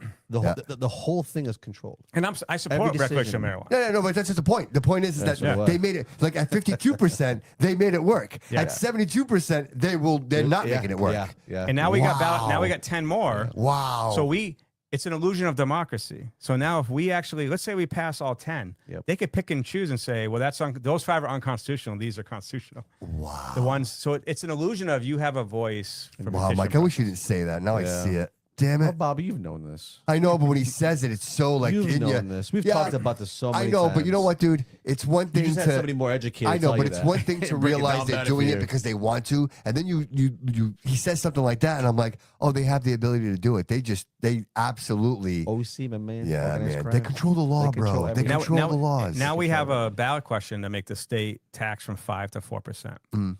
So if you're paying $10,000 a year in taxes, you're going to get $2,000 cut off. Yeah, And they don't want that, everyone though. is going against it. Yeah. In Massachusetts, you're going to see a lot of people vote against it. It's insane to me. We had a ballot question many years ago of lowering the sales tax from like 6.25 to like 4. Mhm. Yeah. We voted against it. Why? It Why? didn't get 50% Why? How? because Healy and everyone's going to go really ride against this, and money's going to come in to convince you it's bad for you to pay less taxes. Wow, man. Well, And they're like you already said earlier, doing if you're it. benefiting from the taxes, you're going to vote against. She's it. already doing it now. You see it. It's true. If you're in public That's housing it. or you're getting a bunch That's of free it. stuff, you're Dude, gonna be you against own it. the vote. If you're not paying taxes, you're probably against it. People have said it to me to my face, Bobby. This is how I live. Like, Yeah. yeah. And again, I want to blame them, but I don't. You know what I mean? It's like, you should get a job and maybe you should do the right thing. But again, this is how these people live their lives and they're raising children. So do you blame them or are they smarter than us? Right? I mean, Like seriously, are they living? We're the Hey, ones working. Is their life experience better than ours, guys? Because you know what, Mike? I work really hard. How about you, buddy? Yeah. Like I work 2 jobs. How about you? Yeah, I mean, I All right. So what if I told you, David, 24/7. you don't have to go to work and all your bills are paid. You get SNAP benefits, your rent's being paid. All you got to do is vote for the same guy over and over again. Does that like a bad deal to you? You're also describing the migrant crisis. Yeah. I mean, me personally, I would decline. That's just not who I am. Mm. But I can understand how somebody can get sucked into that. Even if they don't want to. Yeah. Or But that's the single mother households we're there it dealing is. with, Or you're right? born into it. No, I'm saying is like we've convinced females Mhm. to replace men in the household with the government, and that's a problem. That's a big right problem. because it's a lot easier to deal with a paycheck coming in to the household that you don't have to owe anything as long as you're filling out paperwork and vote for the Yes. right people. Yes. Daycare, The bus fathers can be rides. very disposable. Right? Absolutely. Because Yeah. It makes more financial sense to not have the nuclear family. It makes more financial sense. It does. But it's also, if you look at single mother households, it's where the majority of teen pregnancies happen. Majority of people get incarcerated. It is an issue because 2 parents, and it could be gay parents. I don't care. 2 doesn't parents are going to be matter. Yeah. better than 100%. than one parent. Yeah. Because my best friend growing up, he was living alone because his mom was working 3 jobs. I come from a single parent because my dad Me was too. kicking the shit out of my mom, Yep. and I had to go flee and live homeless. Yep. It becomes a problem on society. Me and my brother and my mom are living homeless because they were single father household. Sure. That was a different reason. Right. But today, Lyndon B. Johnson came up with the Great Society where you can now start having free stuff to do for breathing. Right. Right. And Right. you ever see that movie Precious? Yes. Yo, Yes. what a Yes. terrible movie. Yeah. That kind of shows you Yeah. she was more concerned. Yes. That little girl was raped by her, Stepdad or Stepdad and father, whatever. it Yep. was. but all that woman cared about was going to the government center, getting her money, right? And didn't care about a kid being abused. And that's a lot happens. I'm not saying, look, single mother households No, right, are, those moms are very Yeah. critical and they go Absolutely. through hell Yeah, and they do great resilient, stuff. right, We have to right. talk But We're they've not been talking tricked, about but they've been blood, tricked. right. I Yeah, think but we into have to government talk about replacement. this because it becomes taboo. Yeah. We're afraid to touch on these topics Yeah. because we're afraid of of what's going to be said in return. Yeah. You're not saying that all single moms are like No, that, I was raised or- by a single mom. You were raised by a single mom. Yeah. So that's what I'm saying. Yes, That's what I'm saying. yes. And- But my and- mom, but we have never, to knock on wood, acknowledge- my mom never took any government benefits. My Yeah, mom no, worked. she worked worked. 3 jobs at one Yeah. point, and this is going back a couple of years. You know what I mean? So Absolutely. and she did it, and so that's why It needs I to be almost have a discussed. sense of you. If she could do it, you could do it. You know what I mean? Like my mom was an immigrant. She didn't Well, even you speak saw the a whole language. different type of Bro. single mom status, though. That's Like- fine, like- but that doesn't mean these people can't do it. No, That's no, what I'm no, saying. but- Like, in other words, of we're not course. special. We're not super. We don't have superpowers, man. No. We just had determination. We wanted to. My mom, you know what? My mom came here as an immigrant, and she wanted to assimilate. She wanted to be part of the society. She wanted to be American. That's why it worked. Yes. That's why she embraced that. So, but if you're born here, and again, it's hard to blame someone who doesn't know any other way, right? It's generational. We have children that were born into this that they don't know that they should go get a job. They don't. Like it was like 8 years ago. They had a cap in Massachusetts after, I think it was after 2 children, you couldn't get any more money through the I do remember that. I think Clinton started that, right? Clinton stopped it. But Massachusetts, it was also there. And then this state overrode it and said, now every kid you have, you get more money again. So again, if you replace promoting it, you replace the father with the government. Yes. And the incentive is to have more children. Yeah. And if the mom's incentive is the money, not the children, we get what we have in society, a lot of these issues. And it's like the biggest determinator of people of dropping out of high school. There was a New York Times article, it was an amazing article. It was like you are 18 times more likely to be incarcerated if you don't graduate high school.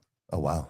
Okay. And then if you're in a single mother household, you're more likely to not graduate high school. So we're going down these teen pregnancies, like 70% inside of a single mother household. Wow. Right. There's all these things that really show you. And it's like, and again, I'm not saying single mothers are bad. I'm just saying they've been tricked into the government is the way, or right. Men are not the answer in my life. And maybe it's not. There's a lot of guys, there's a lot of dirtbag men, beating kids or deadbeats that are leaving their kids and not paying child support. Yeah, I'm not saying that, but the science is the science. The numbers are the numbers, right? Right. And I think as humans, we tend to choose the path of least resistance, right? That's right. In this case, yeah. What feels less, I guess, if less hurt. So yeah, if you can, I completely understand what you're saying. And then here we are, you end up with a situation like this. So between the government, dependency, and then audits not being done, like it's just like all this unaccounted money, we don't know what's going on. There's no like literally no accountability for anything. No. And then when you ask questions, you're the enemy. Yeah. The big problem though is if you want to end homelessness in Fall River, the answer is to stop funding it. Right. If you want to, so for example, if you go homeless in Swansea or Seekonk, you're not hanging out there. You're coming to Fall River. Right. I think when I interviewed Mayor Coogan, he said half the people that are homeless in Fall River are not from Fall River. Yeah. So you have Boston shipping them down here because it's cheaper. And then you have people who in the surrounding community, Greater Fall River, there's not a lot of services there, but in Fall River, you can get showers twice a week. Yeah. There's a dozen food pantries. There's hot meals at the churches. If you go to church, you can get a tent. All these resources ensure that the homeless come here from around the area. Right.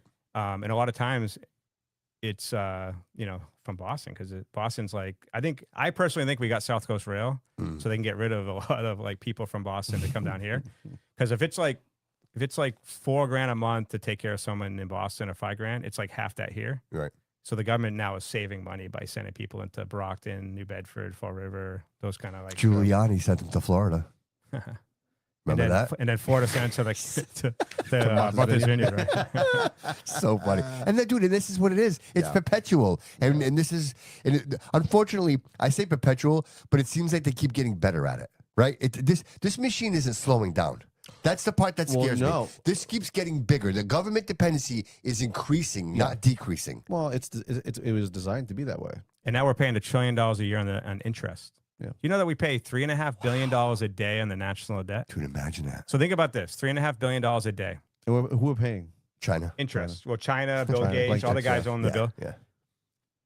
So $3.5 billion a day.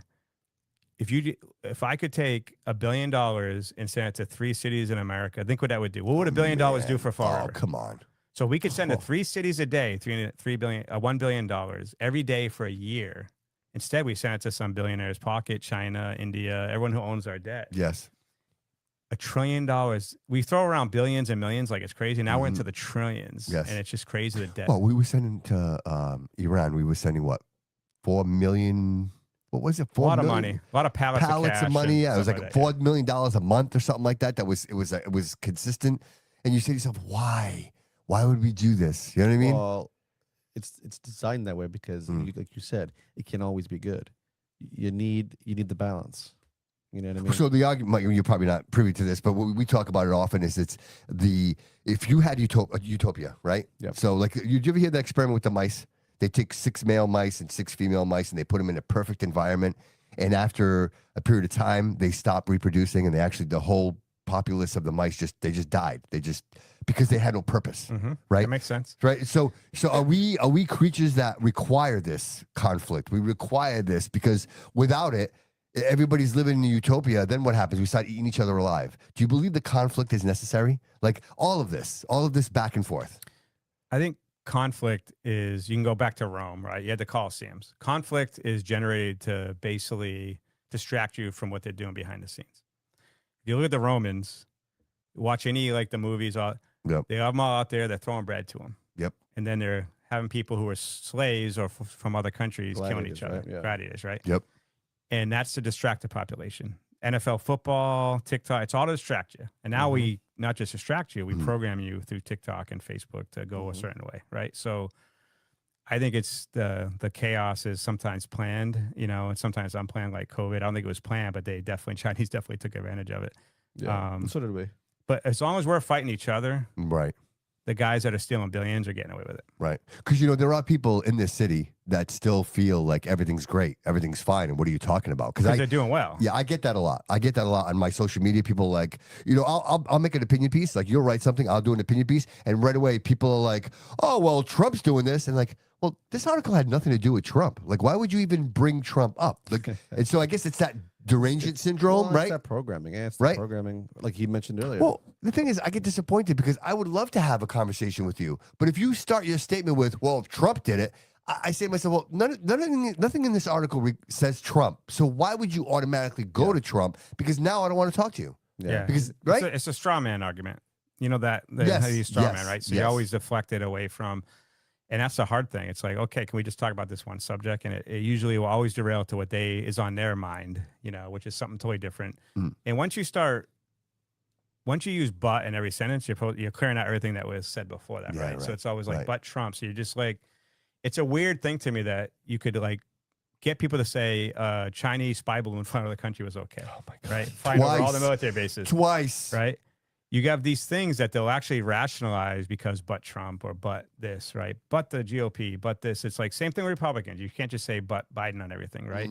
Because guess what? That's very true. Well, what? Trump developed the vaccine. He pushed out the stimulus check. So he owns some of the inflation and the problem with I that said as well, that. I said that. right? Yep. And you can't.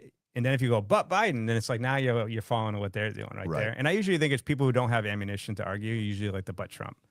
It's a constantly like straw man argument, or they want confirmation bias. It's like you push away all the real news for the one news that confirms your bias. And that's generally a problem. And it's hard to, look, I get it's human nature. No one wants to be wrong.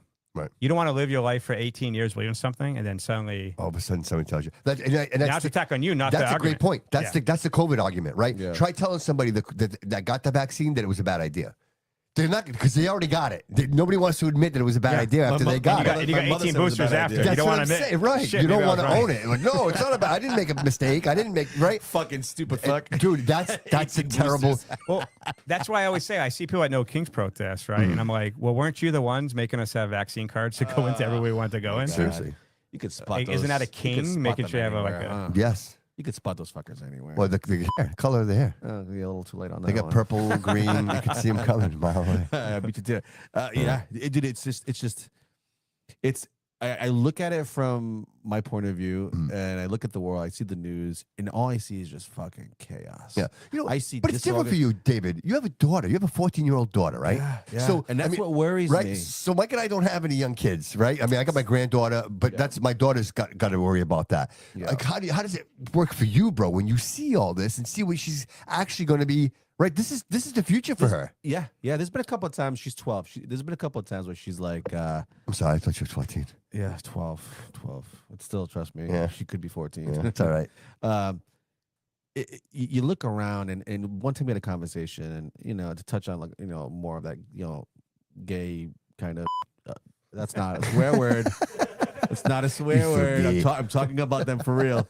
The gay community, right? And so like I'm tolerant. I don't care. Live your life. If whatever you want, right? And that's kind of how I what we said raised before her. the show. And I wasn't raised that way. And I'm trying to raise her a little bit differently, to be a little bit more tolerant, a little bit more Well, if you're understanding. seriously, it's okay to say it. If you're Catholic, but Christians don't believe in homosexuality. Well, and so also, I'm also pro-life. But I understand the idea of having, you can have your own choices. right, but I'm saying our parents were Catholic religious, so they didn't believe in that. Oh, yeah. We're like, no, who cares? We were born here, If you're in we love, raised and here. yeah, dude, I'm like, as long as you're I don't happy, care, everybody yeah. deserves to be miserable. Go for it. But she got to a point where she was, it got to like, and for me personally, I the trans community is a little bizarre to me. I still can't wrap my head around it. It's just not for me, not naturally acceptable. Yeah. I just can't understand how that's something that's, I'm supposed to believe that you believe that you're a woman when you're born a man, whatever. And she brought it up, and she's like, she kind of was hitting that she was accepting of it, and I'm like, so I didn't want to tell that she was wrong or anything, but I had a conversation with her as to why she thinks that way, and she couldn't really understand it. But then eventually she was just like, well, the kids at school. Or the teachers at school or whatever. So it's like, wait a minute, is this your thinking, or is this you heard somebody else say something and you thought, well, that seems about right? I mean, I want you to have your own process and thought process. So going forward, when you look at the world, you look at politics and all of this, you look at religion, it's so chaotic. And these kids are going into, like, we grew up in a time where we had information, but it wasn't bombarded the way that it is today. We didn't have our smartphones all fucking day long, constantly reading shit. I get stressed out when I look at my feed. I have anxiety because of all the shit that's happening. She gets to my age, she's in her 20s. That's a whole different world 10 years from now. But It's see, a whole different world. I think a little differently is that we are actually way better off today than we were 10, 20, 30 years You ago. do think that? Oh, 10 times better. In what way, though? Well, okay, so give me the poorest kid in public housing. He's got an iPhone, $100 sneakers. Is that probably, good, though? Is that probably good? overweight. Is that good? I'm just saying he doesn't doesn't have to worry about food. We don't have to worry about communication. Give me someone in middle income, and they have more today than the wealthiest had 30 years ago. Sure. You can take a flight to England in 5 hours. You can go to Mexico, take a cruise, go to Disney. We have so better life today than we did the wealthier had 30 years ago. Wealthiest, you ever heard the term refrigerator used to be called an ice box? Because only the wealthy would have ice delivered up to their, like, right. Now we take advantage. We got probably like freezers in your basement. We hot have so much just today. hot water. Yeah. A hot shower. But I think the mean, social media makes you feel like you don't have much. So I heard a good saying I use now a lot more is you have to replace expectations with appreciation. Yeah. Most people's misery is because they expect things. And you're always going to be disappointed when you expect things. You start dating a new girl, you expect all these things, and it doesn't turn out so well. But if you appreciate exactly what you have today, and put it relative to what we've had in the past, you should have a good life. But people are miserable based on what social media is telling them, right? And I think it's, if you start getting to the point where you think like, hey, it's horrible today than it has ever been. I think it's because you've had so much access to information. Now, like, there'd be murders all the time, right? But you didn't hear about it back. But it always existed. Yeah, Right. It's always been going around. Those murders. At least today they're being solved. In the Wild Wild West, they killed you buried in a ditch somewhere, and no one ever found you. gone. Right. Now we got CSI finding you and doing 48 hours Yep. TV shows and stuff. Yeah. I just think we've had it. And if you ever study psychology, you know Maslow hierarchy of needs. Yep. We have jumped up from security all the way to Way up. self-esteem, Self-esteem, and yes. the higher levels. Yep. And then we don't even remember the last time we were hungry or didn't have a roof over your head. Turn the faucet, the water's running. But I always joke with my wife when she's like, I did the laundry. I'm like, oh, you went to the river and washed it with a stone? No, I didn't. It's a joke, right? But that's what we used to have to do. Exactly, My mother did it at right. the time. Yeah. Yeah. Remember the thing? Yeah, Sorry. the on the And board. we have, look at Massachusetts. The safety net here is amazing, right? Yeah. Where we spent $3 billion on people who didn't even live in this country on the migrant crisis, Yes. but we also take care of our veterans. We take care. There's a social safety net. The guys actually living in Kennedy Park, living out in the streets, have refused most services. Wow. Right? You know who said that? Nikki. Yeah, they've refused most Nicole- services. I've been in those Nicole said tents. she said the same thing. Because the drugs You are can't help still more important to them than food and shelter and stuff like that. Day. Wow. Yeah. Wow. If you're on the Our boy street, Day. Yeah, day. the city of Florida does I think does too much for the homeless. Sure. Just my own view. Sure. I think if you want to get rid of the homeless, you have to stop funding. Feeding. If you stop feeding the stray cats, they stop coming. Well, Right. it's an industry. So the head true. the head of what's the stepping stone, the CEO makes like $250,000 a year. So for 51 homeless people that they're servicing. So it's an industry. And if you want to get rid of the Everything's an I listened to this NPR show when I used to drive down the Cape and listen to NPR all the time. And they interviewed a guy who was like ahead of all the funding and all that. And he said, if you just took all the money the government spends on poverty programs and just gave it to everyone in poverty, not a single American lived below the poverty line. It's crazy. But 80% of the money It's an is industry. taken in salaries and administration costs and all that kind of stuff.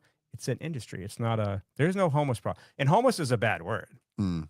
Homeless is, if you say homeless, that means if I gave you a home, your problems are solved.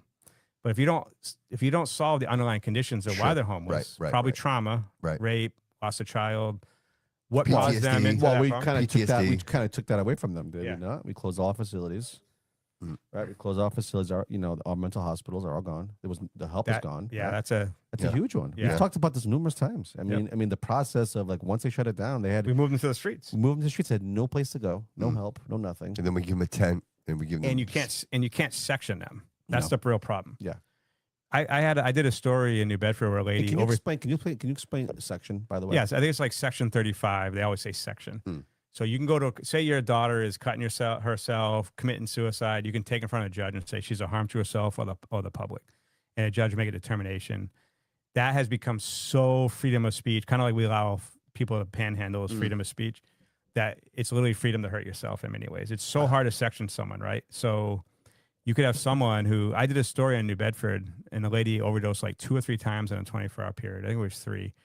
They came. It cost like 30 grand. Narcan, right? Narcan. They bring her to the hospital, let her go. She goes back out, overdoses again, does it over and over. Not sectioned, right? And you can go to the court, and Fall River has the little section. You can go in and listen to these poor parents trying to section their kids, and the judge is like, nope. So And we don't have the resources for it. So the law exists, but they don't enforce it. Is that what you're saying? The laws become very strict, Yeah. and then the judges don't seem to really want to get in it. trouble Because with it's the your freedom. right. It's your right to feel that way. It's your right, and we make it where in Boston, even though it's not legal, they have the shot clinics where you can actually go get your free needles, Yes. and you'll even get your Did over that shit on. in Providence. Yeah, I used to work on Westminster Street, and on that street there was a lot of poverty there, tons. I mean, they're everywhere because Kennedy Plaza is right on the other side of the building. Yep.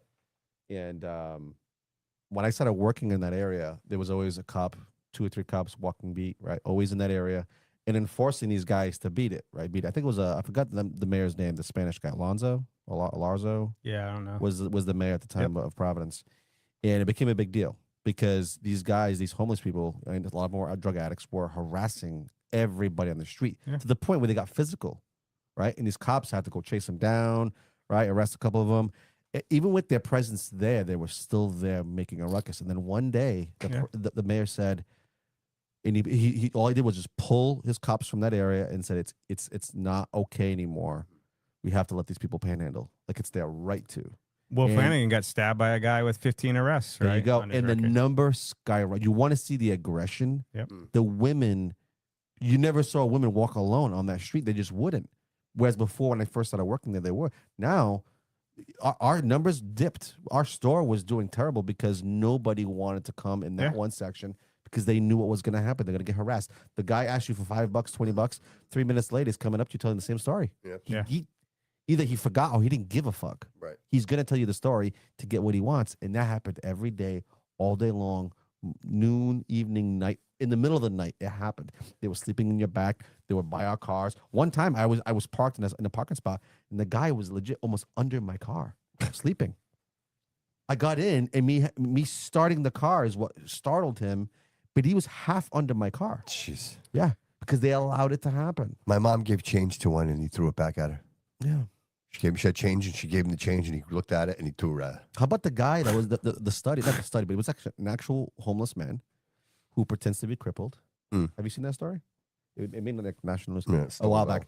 He pretends to be crippled, does the whole walk, puts a sweater over him, wheelchair, whatever it is, a wheelchair, and he does it so well. And then he was recorded, after a day's work, he took off. Yeah. And then all of a sudden he gets up out of his wheelchair, he folds it, puts it in his car, and then he takes off. And he was he was interviewed. Yep. And he says he makes about $1,000 a day. New Bedford had a woman who was pregnant for 3 years. So she was almost pregnant for like 3 years. Wow. Can you the stories? Why would they work? Why would they? They can $20 get a fix, $100 get a fix. that $20 a day. So not to sound doom and Get it gloom, fixed. right? Because everything, obviously, all these points are valid. It's all- Everything we're it's all talking doom and about, gloom. it's like opening the curtain and just getting a peek of what's on the other side of that. So it's always easy to offer this information, but on the other side of this, you know, if I'm a citizen and I'm looking at you guys, I'm saying to myself, all right, well, what can I do? Like, what can I do for change? How do I make this better? Like, what's step one? What's step one that we can start heading in the right direction? Because clearly we're not, right? So you want step one. Is what you're saying. Step one, in my opinion. I have an idea. I do, but let's. No. Yeah. Because You want a minute? No, Go ahead, Mike. I need Go a ahead. minute. I need a minute. Yeah. Well, I'd say number one is run for office if you can. If you can't, then at least vote. And when you only have 10 to 15% turnout, Yes. you're allowing the people to run the country that aren't getting the majority of the vote, right? That's Or, it right or there. your town. or And, city. and Yeah. so you think voting works that it's that strong, where voting can change the narrative. Voting can change all of this. That was Well, voting would. yeah, yeah. that was my I mean, if you can get people in there who will fund, mental health, will strengthen Section 838 laws. What if they fall into the trap like all the other They ones? could, right? they could. Yeah. But the problem is, Most likely they will. the good people are not standing up and running for office, bro. but the guys in there for 30 years haven't changed it. So Right. it's never going to change unless you get someone who at least can maybe change it. And then you hold those Or maybe guys. that's just the a Ed human element. Markey's dude. Maybe Ed it's Markey, the- how long has he been there? Oh, 52 years. Like, Come yeah, on, Yeah, it's man. been a long time. Like, seriously. Like, Right? how does he relate to even like the 20-year-old, the 30-year-old? He doesn't know a struggle. He doesn't know what it is to walk out of No, college. he's another and- one that would probably be like, that's not in my bill. And you're like, yeah, it is. And he's like, oh, I didn't know that. Like, that's that guy. Well, that's that he's guy. another one that has that whole Trump derangement Well, between him, syndrome, Elizabeth right? Warren, like you realize that Doom and if we gloom. do not remove these people, it will be more of the same. Like they are the architects. That's what they are. They're the architects. They're the ones that design this. You know what I At mean? least Elizabeth Warren stood up for Trump.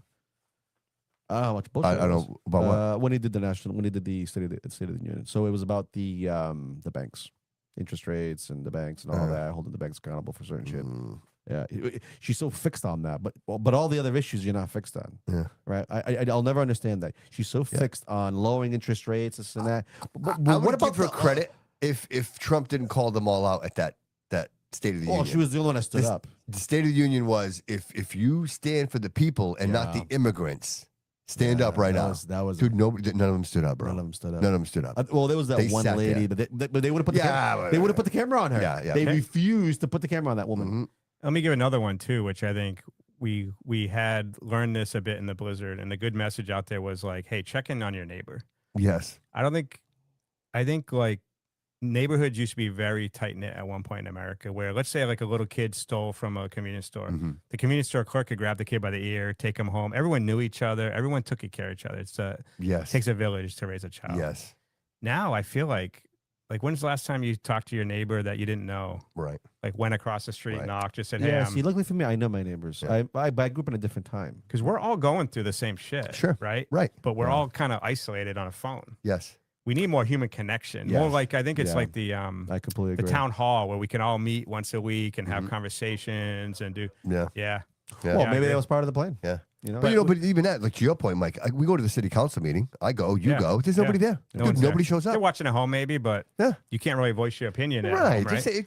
Just show up. It's one of those things that I think you should show up. You know what I mean? Like it's fine. I get it if you have to, but if you can, why not take a ride down there and sit down for a couple of hours? well, once a month? I think it was Chris that made a good point. Chris Peckham. He mentioned that the city, because we talked about like when we were growing up, we had pride in our city, right? You clean up the sidewalk, Yeah. you know, the weeds and whatever. yeah, you know, the Peter Griffins of the world. The you know what I mean? and the reason why that doesn't exist anymore is because the people who were here and took care of all of that are gone, right? They've been replaced, and with people who never grew up in the city. These are people who live, like you said, coming from Boston, Roxbury, whatever.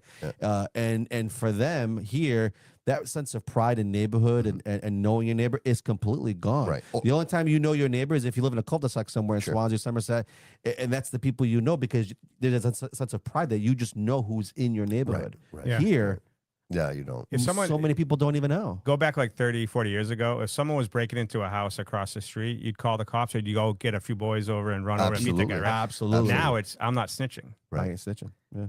because you don't know the neighbor. You have no connection to that person. I don't know you. Mhm. I don't know And now you. you're Yeah, you're, you're in, looking you're in a out bunch for of each other. you're a bunch of silos, right? Yes. You're in your own house. You're on your phone. Yep.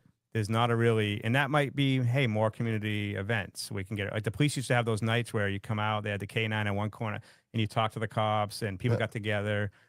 We don't have the events besides the Portuguese events in the summertime, but there's nothing like year round. Right. The Forever Celebrates America doesn't happen. The parades, like all of that stuff, we've gotten away from it. You know what I mean? Well, yeah, the Forever Celebrates. It was a great time. I mean, I know there's some shit that happened and all that. But the community connection is just not there anymore. That's exactly what it is. There's no connection. We're not joining. We're not meeting. We're not. Mental health is an issue, and then funding gets cut, and really we can all take care of each other. You know, that's just why I used to, back in the day, that's why they used to have the Harvest Festival. Remember the Harvest Festivals? They used to do a harvest festival. That's because all the farmers would pick up what they grown, and they'd all meet in town together, and they'd all mingle and conversate. Well, do they still have the farmers market in Canadian Park? Yes, they used to have it. They still do yeah, that. it's every now and again because they. But you know what the funny thing is? I walk there. I walk and I run the park. Yeah.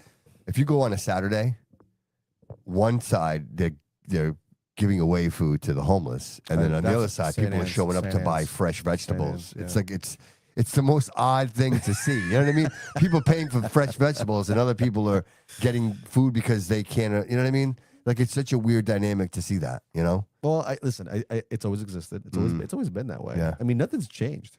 You know, you can go back as far as you want to go. Pick a kingdom. Pick a time. Yeah. This type of system has always existed. It's just yes, and I'd say yes and no. Like I say no because there was not the social services you have today. correct. Like everyone says, what would Jesus do? And if you actually follow Jesus, he told his disciples, go out and live off the people's kindness. He didn't say go live off the Roman government. Right. True. He said go out and live off the hospitality of others. Yeah. And that's what really charity is, how we fix problems, not government. Government will just take the money, spend it. And I think funnel it that's out. you're right. Yeah. You're right. We put way too much stock in our government as they're the alpha. Nobody wants to think the- for themselves. That's what it comes. It's no. laziness. It's laziness. It's I'll let somebody takes else work. It deal takes with work. it. Yeah, I'll let somebody else worry about it. I'll let Yeah. somebody else do it. You know what I mean? Yeah. Nobody wants to take the initiative to be responsible for their own. But That's just the take, problem. just take this. I looked this up.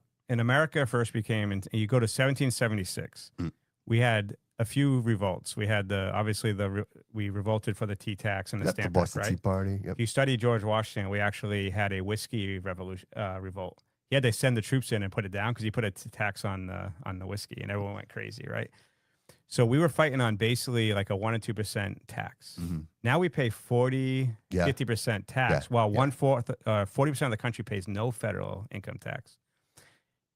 So you're working your butt off, and almost half the country is not, and they're benefiting from that. And then you tell people in another country, let's say you're in Guatemala, you can earn 10 times your income by coming off getting on the government assistance. So they're going to come here. I don't blame. I would do it. Of course. That's what the Somalians did.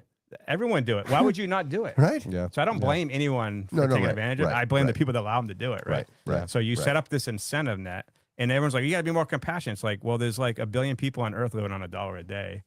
Can we just take the whole billion and putting them to America? No, you gotta you gotta know. Right. And most of those governments don't have good records, so you don't know. Like when someone comes to Somalia, you don't know what their record was, or El Salvador, or whatever. You don't know. Well, Yeah. the thing They're is, masterminds is what they are. Really. well, yeah. I mean, listen, when you're that poor, I mean, you're Do prone, they prone to do some When you- stupid shit. Yes, so- but you say stupid shit. But how do they figure that out? Dude, I'm 51 years old. Yeah. I never figured out how to steal money from They're the trained. government. They're taught. The NGOs teach them. There it is, right there. Yeah. They're not 'Cause they learning make that. money. Yeah, they're not learning that. You have to understand. Like, why do people? You can see it in videos on online all the time where people go to the homeless area and get them to sign up for Medicaid. Get them, Yes, they pay. they make people, money yes, every yes. time they sign a new person up for these kind of things. And then Yes. the big secret, and I put another article on New Bedford Guide and Fall Reporter. So for Massachusetts, anyone under 22, regardless of immigration status, gets free healthcare. Okay, so you can, if you're a 19-year-old person from El Salvador, no questions asked, you get free healthcare.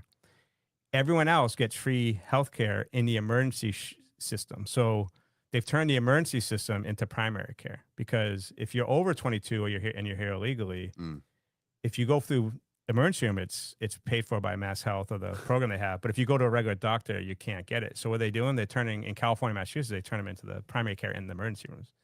So you go to the emergency room, so it's covered, and then you break your leg and go there, you wait 7 hours. So that's the problem that we have. And I always ask people like, oh, we're founded on immigration, all that. I agree with all that. But if you go to like England, do you get your passport done? Do you get a visa? My Or just go there and go, no human is illegal, and walk Fine. into England. Let me ask you this question, Mike. Why would they do that? Why would they do that? Why would they give someone like I'm a citizen, right? You would think that I have a right. I'm an American. I should be Votes. Why do you think they do that? Do what? Because they already have their votes. Give away these benefits. Like, promote this. Well, so your electoral college is how we still vote for president. Yes. And the electoral college is based on the population, regardless of status. So if you're in Massachusetts, who's losing, Stop punching everything. And so if you're in break it all. Massachusetts, they've been losing population, but you got to replace it, right? So you're losing taxpayers. You're bringing in. So you got to make sure to control your congressional seats, right? So next, It's the long move. I hate hearing this stuff. They're man. planning I do. 3-4 years from now. It's so true, man. You're right on board. That's exactly what it is. They control the vote. They control the vote. it doesn't hurt Nancy Pelosi to overwhelm a city. She's rich in her gated community until her husband gets clubbed by Right. But you're in his underwear. but if you're wealthy living behind the gates, you're the one saying that we should be no walls on the border, right? But you're behind the gates, right? And you got the security. Here's something that was really bad. You could look this up. It's kind of interesting. They're saying in these like cities like Los Angeles and these big cities, they'll put these DAs in. They'll fund these billionaires will fund these DAs. That'll be like you remember here there was like if you stole under $800, it's a misdemeanor now, right? So if guys were stealing, never get in trouble. Yeah, they're doing these laws for a reason because these billionaires are also setting up security companies. Right. So they want to create chaos in these cities and then they'll sell you the security cameras and the security guards and that kind of stuff. So it's kind of like virus protection all over again, right? McAfee, Again, right? yeah, McAfee. He was in jail or died. Right, right. Again, it goes back to mafia. You create the mentality. virus and you What do you create do back in the old days? If you're a mafia guy, right? You go up to a store owner, you say, "Hey, listen, you might get some burglaries here. You might get some windows broken. I can stop that for." That was the old mobsters, right? That's the old mobsters, right? Collect money or your windows yeah, and then all of a sudden you say no. What happens the next day? Your windows are broken. Because what's the incentive for people to put DAs in that don't prosecute? Dude, fucking gangster shit. This is right gangsterism. to create the chaos. When you start as a country, when you villainize ICE, who's enforcing the law, and you put people who break the law on a pedestal and constantly release them back into society, why would you do that, right? Right. And it's a lot You of brainwashing. demoralize people. They become like, oh, there's nothing I can do. Why am I going to vote? My vote doesn't matter. Like, let's look at Providence. So you got the big scandal this week, or big thing in Providence is the portrait Ukrainian girl, Muriel, is being painted. And the governor, news, by the way. What's that? That's national news. Yeah. So you got the mayor of Providence and a bunch of people saying, we don't want controversy in our city. So I just go look. There was 4 murals, George Floyd murals put up. And the city of Providence actually funded a BLM mural through their arts portion. Of course. So they don't want controversial figures like a woman who just sat in a train and gets stabbed. But you can put George Floyd murals and you can fund BLM murals. That's not controversial. Right. And that's the hypocrisy that drives me crazy. And it's right here down the street. Providence is 20 minutes from here, right? So it's like, and that's being funded by Elon Musk. Elon Musk pays for that. Oh, did he? Yeah, he's funding all the murals. If you do a mural, he'll fund it. I was on Twitter today. That's what she was stabbed by a guy who had like 20 violent arrests. Yes. And put back on the street. So again, it was we're back very similar as Flanagan. Look, it was like a Flanagan situation. Same type of That whole setup. Flanagan situation could have been so much worse. That's what I'm saying. Flanagan was lucky. He was lucky. Absolutely. One that the man that St. Luke's had a level 1 trauma unit because we should have one here in Fall River. Yes. If we didn't have St. Luke's, he'd be screwed. Yeah, he'd be dead. Yeah. He wouldn't have made it. Yeah. You know what I mean? You'd be dead. And Really. in that, so let's take that case. The guy who was arrested, he a year earlier, held his sister and mother basically hostage, right? So he comes in, he knocks on the door at night. He's going through he sleeps on the couch. It was a government thing, right? Didn't he have He said there's bugs in my head, all this kind of stuff. Yeah. And then he basically told them they're not leaving. So the mother gets the daughter out of the house, and they both finally get out of the house and call the police. He was serving I forget it was 20 months, and then the judge released him early, and then 45 days later, he's stabbing Will Flanagan. And if you can read the stories of these judges just constantly releasing, giving these guys 15, 16, 19 chances. I did a story on a guy, 97 arrests in his 20s or 32. He got pulled over because he didn't do an inspection sticker, and he had fentanyl in his car. 96 arrests, and he was in his late 20s. How are you? How? Right. How? Right. Why is that happening? Right. Right. And this is a judge. This is somebody whose No, life. judges. no, 90-something right. judges. Their right? lives. Right. This is their career. They've worked their whole lives to be a judge. Isn't there a 3 strikes you're out rule? That's California. California. No, they have it here. Rhode Island has it though. Oh, do they? Rhode I don't Island know. has it. I wasn't aware. I know California did. I know California California was. used to have it. Do they still have it? I don't think they have it I thought that anymore. was a No. federal thing. I think they stopped it. They stopped it. It used to be the 3 strikes. I know out. Rhode Island has it. Yeah. Or had it because I think they might have abolished it. I thought I remember I mean that. 3 felonies. Yeah. sounds Here, like- here, it's 100 strikes you're out. Yeah, Yeah, yeah, yeah. yeah. 100,000 strikes. Yeah, 100,000 this guy. strikes. We still got a long ways to go with that Yeah. guy. Yeah. He has what 19? Yeah. I don't know, man. It's just so crazy. So man, what, thinking like about that. again, so these judges and I talked What's to the him. incentive, by the way, to release for these judges to release them? Chaos. Well, here's part of the problem. I talked to Mayor Mitchell in New Bedford about like, hey, these judges. He said he used to be a U.S. attorney prosecutor. He actually one of the guys prosecuted Whitey Bulger. He said what you have he said what you have is these judges live in like Carver and Plymouth and these nice communities, and they come to New Bedford and Fall River. And when they're releasing people in, they don't have to deal with the people they're releasing. And they do their charity by helping people go back, who are supposedly reformed, and they go back to their gated, wealthy communities. It's like Liz Warren will tell you, like, we need mass migration, and she's living in a town that's 99.9% white, with the average income, average house that's like 900,000. Right. It's like what happened in Martha's Vineyard. Like when they dropped all the They gave illegals. lasagna, say, get the hell out of here. They're like, oh, no, thanks for coming. And they Thanks sent the military to fly him to Otis. Thank you for coming, everybody. Did you see those They get videos? signed. Thanks for visiting us. Did you see those That's videos? like 24 hours. Get the hell out of here. Out of here. You've seen those videos? The video of the guy that actually goes up to their home, goes knocks on the door. Yes. We got some. Yeah, he's getting the paper. He's like, oh yeah, do you support this? She's like, of course. Of course I do. He goes, okay, so, All right, we so have part of the deal two is Ecuadorians that we're gonna. Yeah, bring them in, guys. they're gonna stay right here Yeah. with you. And she's like, oh no, No, they can't stay here. You Yes. see it right Yes. there in front of your eyes. Yes. I mean, Yes. nobody's gonna say yes to that, right? But it goes to show you that here they are. Yeah, we're okay with this. We're whatever. But when it shows up to their front door, Yeah. it's not okay. No. It's not okay. But my You know what I estimate mean? was the average person who brought a kid to Massachusetts, it costs $250,000 a year.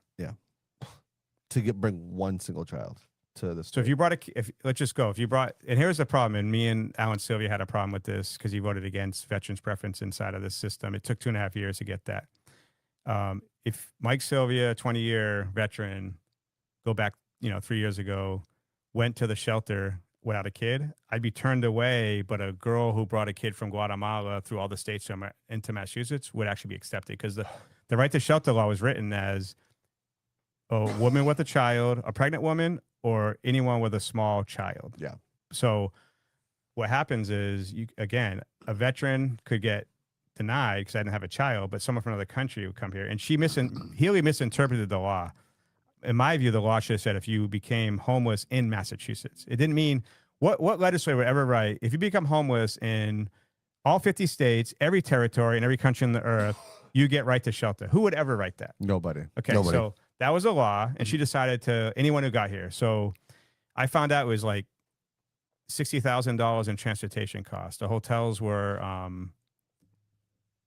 they were getting like $30 a day in food. They were having Uber. We found one person who got here Cell phone. after 2 days of like full stage 4 cancer, got full healthcare over in Boston.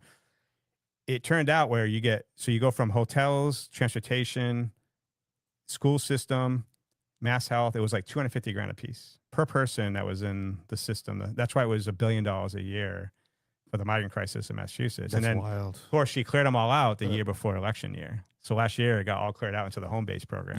Yeah. And now there's no migrants in shelters because it's election year. Right. But- What did she postpone? She postponed something. They were supposed to vote on something, and she postponed Oh, it it until was, after the election. It was the energy stuff, I believe.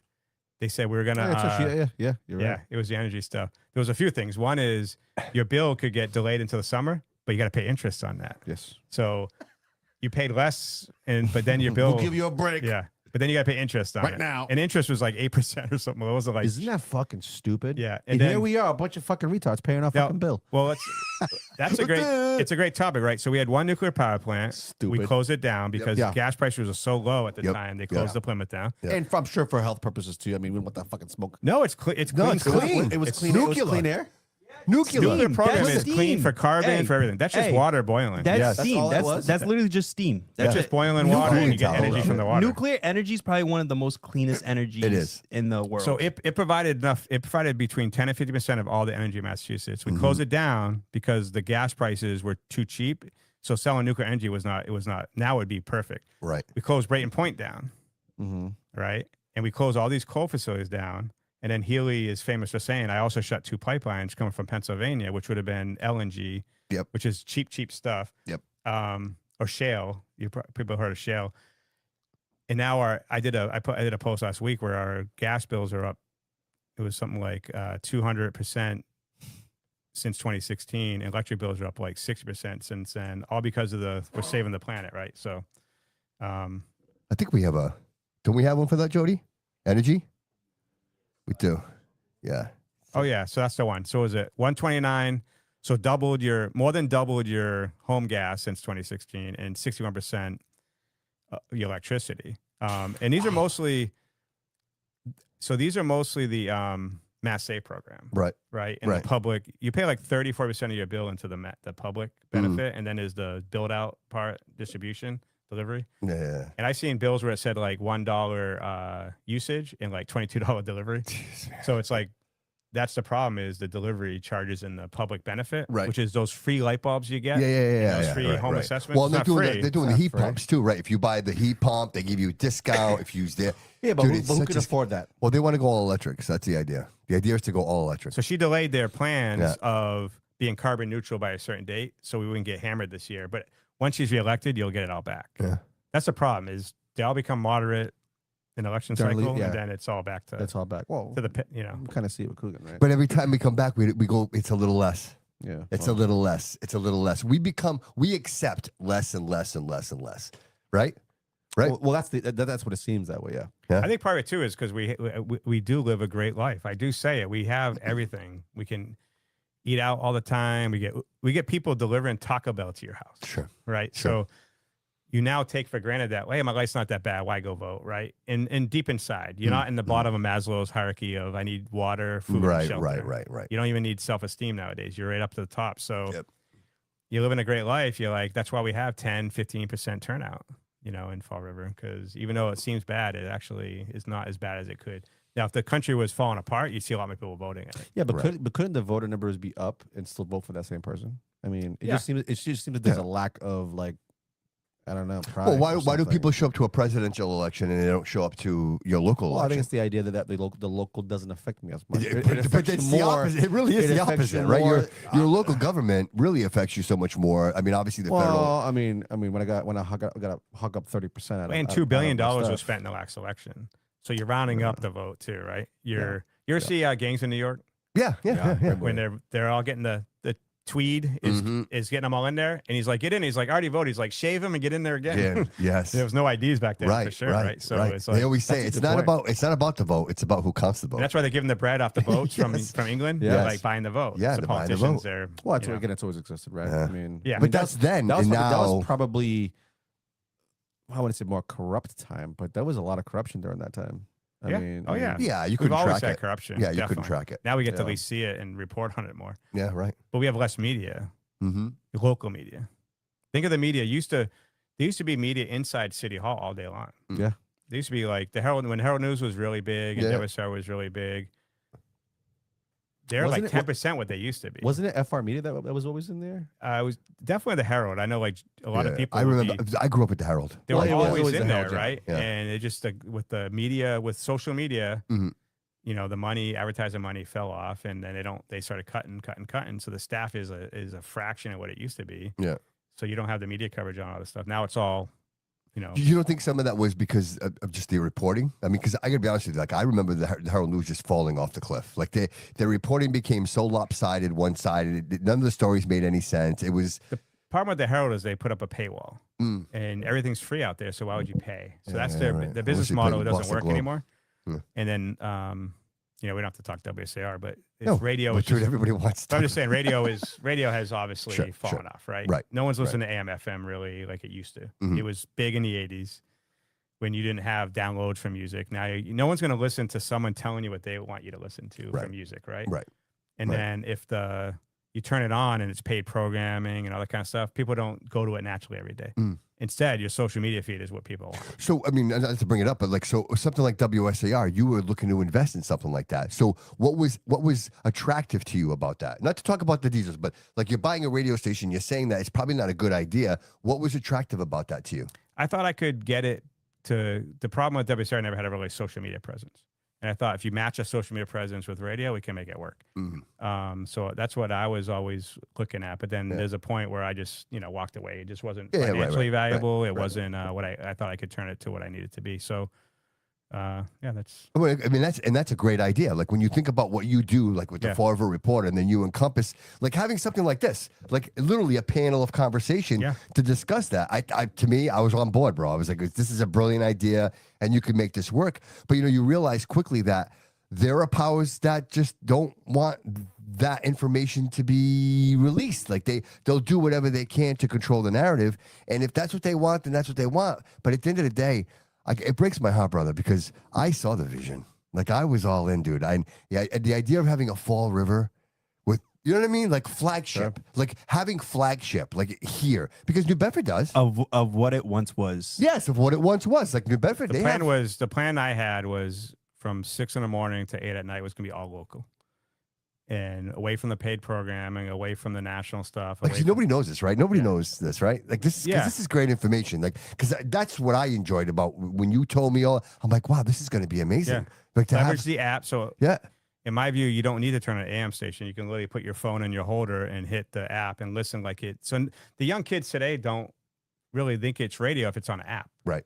Right. And so that's a good point. Whatever you can listen to. That's how you get the younger listeners back is through the app. Yeah. You had the older listeners through the radio, so you wanted to keep that. But really the future of it was eventually an app because I think 5-10 years from now, there'd be very few radio stations left. Sure. Because they're not even putting AM in the cars anymore. No. That's a good point. And then eventually FM won't be, and it's all satellite radio. Yeah. Because Elon Musk is launching satellites like crazy. You're eventually have everything's going to be through satellites. Right. Why would you do a tower that's very expensive? And you don't have the coverage, right? Because I mean, a place like the WSAR was at 5,000 watts. No, that was larger than about 5,000. Oh, 5,000, right? Yeah. It was going to go a lot lower. So I know this is my own personal experience. When you were there, I was listening, right? So I was driving and I would turn on the FM and I'm like, I'm curious, how far can I go? Because I drive all over the state. Yeah. And with the FM, I couldn't go very far. Like I couldn't like FM's directional, AM is ground. So when I went AM, dude, I got to the Cape. Yeah, I got to Cape Cod. I was in Yarmouth, and I could still pick it up. Wow, that's why in Alaska you can hear AM signals from Russia because it bounces off the ground. FM is very directional. You have to see the tower basically to listen to. So you can appreciate like 94 HJY. That's 50,000 watts. Because they used to advertise it all the time. We have 50,000 watts. Wow. So you imagine the coverage. I wouldn't want to live near that. Seriously, right? Legit. And then 5,000 watts. And again, to your point, without the app, you're limited by that. As far as the frequency goes. But the app, dude. Well, you'd have to go on the website, specifically on the website if you wanted to hear it.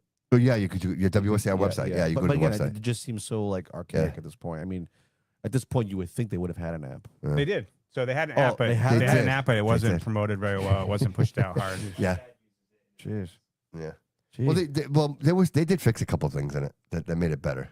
Yeah, we were working towards it. Yeah, it just didn't work out. Yeah, for sure. Yeah, but that was it. Like that was kind of like that little, little blip, that hope that maybe, that you could bring some of that. You know what the word is? Nostalgia. Well, I was almost nostalgic with it because it's always been a part of the city, right? Or a balance. And you were going to bring it to Fall River. But here, yes, we're going to bring the station to Fall River. And the other problem was I thought the reason I really gave it a big shot was one, I think I could turn it around. It was a good challenge. But two, we don't need less media. We need more, I thought, right? So it was like, I want to, hopefully we can save this and have, because it's been around 103 years, right? So it does have that brand. And it was like, all right, so we can, the tagline for Washington Post, is democracy dies in darkness, right? So that's 100% true. So the less media we have, democracy is going to go away because then you have people controlling the less media, and you don't really have a democracy under that, I think. Well, Mike, without telling secrets, what's next for you, man? Like, are you working on anything new that you can share with us? I mean, I know the Fall River Report and the Bedford Guide, man, you were like 100 miles an hour with that. But are there other ideas that you have that you could share that maybe expanding, doing other things, maybe getting to other? No, right now I'm just trying to. I have like 15 articles drafted out right now, and it's all stories like this search warrant story. You know, a lot of things that are big. That's a pretty big story, but there's other stories that I got to cover. Every time I do a story, I get 15 new people telling me another story, right? So it's really try to grow I need more reporters. Fall River should have about 20 to 25 like journalists covering the city. We probably have, you have like 2 solid ones over at the Herald. You have me and Ken, what we do. You have what you do and other people are covering kind of things, but it's more of a part-time basis. Sure. We really only have 3 full-time was WSAR, Herald, and what we do. Right. I think we need more of that. And I want to try to grow that a bit more. It's election year this year. And if people don't know, you have 100%. So last election, only 1 out of 5 races had opposition from the Republican Party. Fall River is going to have 100%. Yeah. So every state rep has a race here. Yeah. So even Michael Rodrigues does as the state senator. So you have Rodrigues, Fiola, Silvia, Olette, Thurber, all have competition, and that's democracy. They usually go uncontested, though, right? They're always usually uncontested, yeah. And that's good. That's a good thing. Whether you like the people or not, it's good to have an option. Starting point. And that will bring up hopefully the apathy will dissipate a bit when you can actually have, now there's choice at least. Right. If they used to like not having a choice because everyone's unopposed on the state level, next year it's municipal, then they vote, and then they're like, next year is going to be a no vote again. Now you have it. But you would think that that's an impossibility, right? You would think that the amount of people that live in the state, that it would be impossible for you to run for office and someone wasn't going to run against you. Like, to me, it almost seems like it's an impossibility. But it happens constantly. It happens on a city council. No, it's my point. Yes, like it surprises me. Certain councilors It surprises me, bro. Didn't even campaign. It used to be like 30, 40 people used to run for city council in Fall River, like just 10 years ago, 15 years ago. Now, what's the average now? It's like under 20, usually like 15 to 20. Mm. And there's only 11. There's 9 seats here. There's 11 in New Bedford. There's 9 here. Yeah. I think there was like 15 this time around that were running. And it used to be 35 or 40. It seems like the youth is just not interested, right? They just seem so disconnected with what's really going on with the world. I think the people who are fully immersed in this is like our generation, maybe some 30-year-olds, right? But like I feel like the youth in general, they're not even thinking about Dude, this. there's a Senate seat that's been vacant for how long? The what seat? There's a Senate seat that's been vacant. In this state? Yes, there's a Senate seat. State senator? Yeah, I think I thought it was Lowell at first, but it's yes. Yeah. I think the problem is it's especially Fall River. You put your toe in the water, it gets buzzsawed off, right? Just saying, I think I'll dip my toe in the politics. It's like you're on it tonight. This guy's on it tonight, man. Right? I'm surprised, but man. So, but if you you're like, right. Now you're gonna like run, all your laundry is gonna come out. Sure. Even if you have no laundry, people are gonna make shit up. They can use AI to go after you. So Harass it's like you. people are really afraid to put their toe in the water because it gets bitten off as soon as you put it in. So I think that's a problem, and we gotta be more civil online. I think, and it's kind of, you ever go you go to a boxing match, right? And you see 2 guys fight it out, and one guy loses, and they're like, "Oh, look at that bum!" It's like, dude, you get in the ring. Yeah, right. Like, everyone is right. Boxing is a perfect analogy because like 2 people fighting. Yes. This guy stepped up, became a man. Yep. Got knocked out, Well, and you're calling him a bum, pussy, right? right? Because you're sitting there drinking a beer. Right. It's like politics. Everyone wants to pick on the politicians, but very few want to step up because now you're on the other side, and people calling you a bum.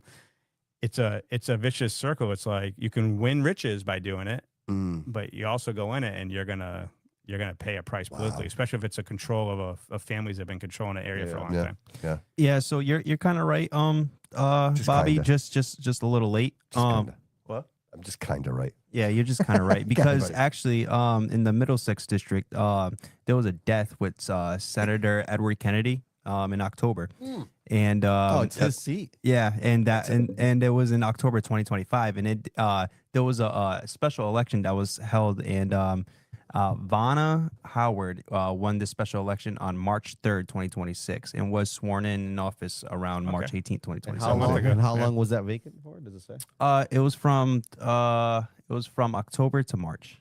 Okay. Wasn't long. Yeah, but still.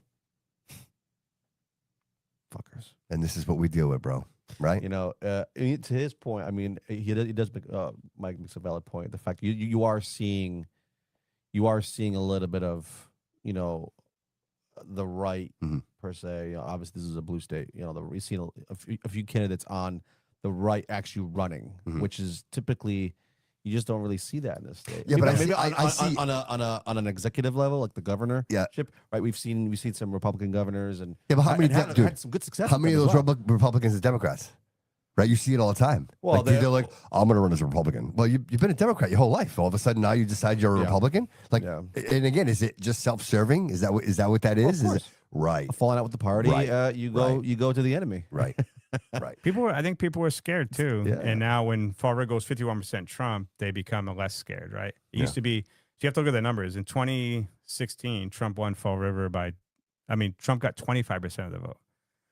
In 8 years, it went doubled. Right. So I think people said, okay, now it's safe to come out because I heard 1 out of 4 were me. And now half of us are me. Well, so now they want to come out. Like Will Flanagan came out, Republican. People are now Talos. Yep. People are like, hey, 51%, I could have a chance at this now. Right. Before it was like there was no chance. And the Mass GOP gives no support to this area. Yeah. Right. Now you're starting to see them a little bit more in New Bedford and in this area as well. But there really hasn't been a Mass GOP around here. Yeah. And now, even though it won 51%, they'll take credit for it, but they really, they're not really around here supporting the candidates that much. No. Doesn't serve them. It's so true. It's so true. Yeah. Mike, will you come back? Yeah, of course. This is amazing. You know what I mean? We talked a little bit about this, and this like is 2.5 hours. Dude, 2 hours and 45 minutes. Almost 3 hours. Almost 3 hours. I knew it would be this, man, because I just, we get to talk every now and again, you and I, and the idea of just getting to sit here and have the audience Well, there's get so much information to as listen well. in. And there's dude, a I lot of appreciate information. what you offer, man. Like I really do. And I want to say thank you on behalf of myself, my team, Absolutely. the city, what you do for us, brother. And this is no bullshit, man. I am grateful for what you do. And like I said, I'm only tipping my toes in this.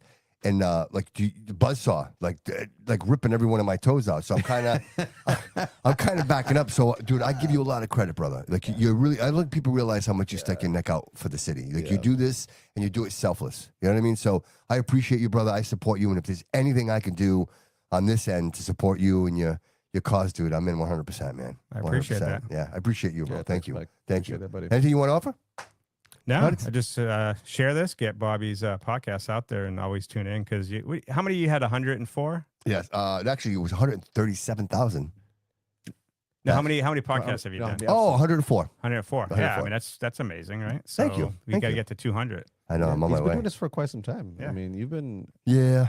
yeah. Yeah. It's evolved. It's not easy. What Is is- it? what is- People think it's easy. No, You just dude. turn on a computer and talk. Yeah, Nah, they have look at no all idea. this. Yeah, They don't you know what? they don't And support behind it. this is in itself. You'll agree, Mike. This is difficult. Yes. What's harder than this is the social element that happens outside of this room, right? You're talking to people, realizing, what the discussions are going to be, who do you want on your show, who do you not want on your show? Like these are all things that you have to really think about because Absolutely. everything I say, everything we do, It's watched. there are consequences. And it's been recorded. I tell you what, if you have 20 people in your room, 10 of them are trolls. You know what I mean? Like, and if you can get around that, if you can stay true, steadfast, and speak, Mike, you speak in truths. Yeah. No one can ever call you out because you speak in truths. And if you continue to speak in truths, then, right?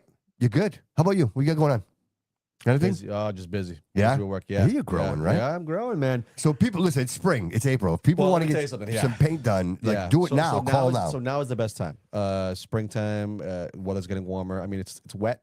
So I mean, it's still a little hard to start doing exteriors now. Yeah. But this is usually the season that we're pumped and ready to go. So like if you have an exterior job or interior, we do both. Yeah. But if And you get the small job time, right? You got to do some small jobs, right? I Because do. some people are like, I oh, do. too small to call somebody. I called you last week Yeah. for a small job. Yeah. You were there 20 minutes in and out, but yeah. it was the way I look at it is I try to do a 4-day work week for myself. Finish, do my work that way, and then on the 5th day, which is usually a Friday or whatever, take that day for myself to grow the business, do things that I can't typically do. And if I have none of that, then I usually squeeze in a small little job here and there. That can be like a day job, a door painted, a couple of doors painted. In this case was Overhead. Overhead Yeah, was an overhead. Yeah. So we definitely do that. We have 2 crews, so we're good. We can get in there, get out, get it done quickly for you. So Pinnacle Painting. Pinnacle Painting. Yep. Mention the Bobby Couto Show. What's the phone number? 774-322-3427. That's my direct line. So if you need to talk about painting, you're calling me directly. Social media, Instagram, Yep, social media, Facebook. Yep, Pinnacle Painting Co _co on both Instagram. If you want to see some good videos, I was gonna say, if people want to see the work that you've done, I would say Instagram is probably the better page. Facebook tends to compress their files, so the quality of the video is not that great. So if you really want to see get the on quality, TikTok. Yeah, I have a TikTok account, but I really don't use it, to be honest. It's You'll more blow personal. up. But my Instagram page, Pinnacle Painting _co. If you go there, you'll see all my work. I post 10% off if you 10% mention the off Bobby Couto Show. Yep. Appreciate you, man. How about you, Jody? Joe, what do you got going on, buddy? So I mean, not really going on this week much, but this whole month I'm actually doing a deal for any videos. It's going to be $100 for any video. But if there's travel included, there will be a $50 fee for that. But altogether though, it'll be like $150 if I do have to travel. So like, it's not bad deal. So if you guys want any videos done, that doesn't matter if it's sports, music, just like going around. Do you do pornography? Is it you do that? I mean, yeah. I mean, that's a choice too. I mean, pornography on wheels. I'm very I'll come to you. I'm very professional. I'm very professional when it comes to that. You know, $50. I charge He's a gentleman. $50. He's a gentleman. yeah. He's a gentleman. But honestly, I have that going on this month, and then next month I will be going to L.A., Los Angeles for the first time. So that's going to be fun. But Excellent, brother. I love to hear you Watch growth, out man. for the cucarachas, man. They're And then big real over quick, there. shout out your boy Loco. You guys were in the No Kings rally. You guys went out there, right? When Yeah, is that oh. video getting released? Oh, that video's already out. Is it out? It's already I out. went to go click on it and it said it was yeah, it dropped last night at 7 p.m. Okay, On our check that page, out. on your Those page, are fun. Jody, or It's Your boy I'm Loco, gonna ask TV. I'm Boy gonna Loco? I'm gonna ask your boy Loco to collab with me. So like if anybody does look on my see, page, I it'll can- be Yeah, there. I can go Okay. check it out. Dude, it's hilarious. Hilarious. It's, Yeah, it's yeah. actually The first one was yo, good at it. They're no. good at it. You think the first one was awesome? Yeah. Even Wait better. till you watch this one. Yeah, they're Oh good at my it. Can't wait. fucking god, bro! Wait, oh my There you go. god! There you go. Perfect. Yeah, he's a big advocate for the big booty Latinas, right? Oh yeah. The big, gotta keep the big booty Latinas. He got people honking. I think it was a cop who said, "Come on, give me a honk for them." And they did. Oh yeah. My favorite one was when he got Boomer. He's like, Boomer, big booty Latina. He's like, Yeah. yeah, we can keep him.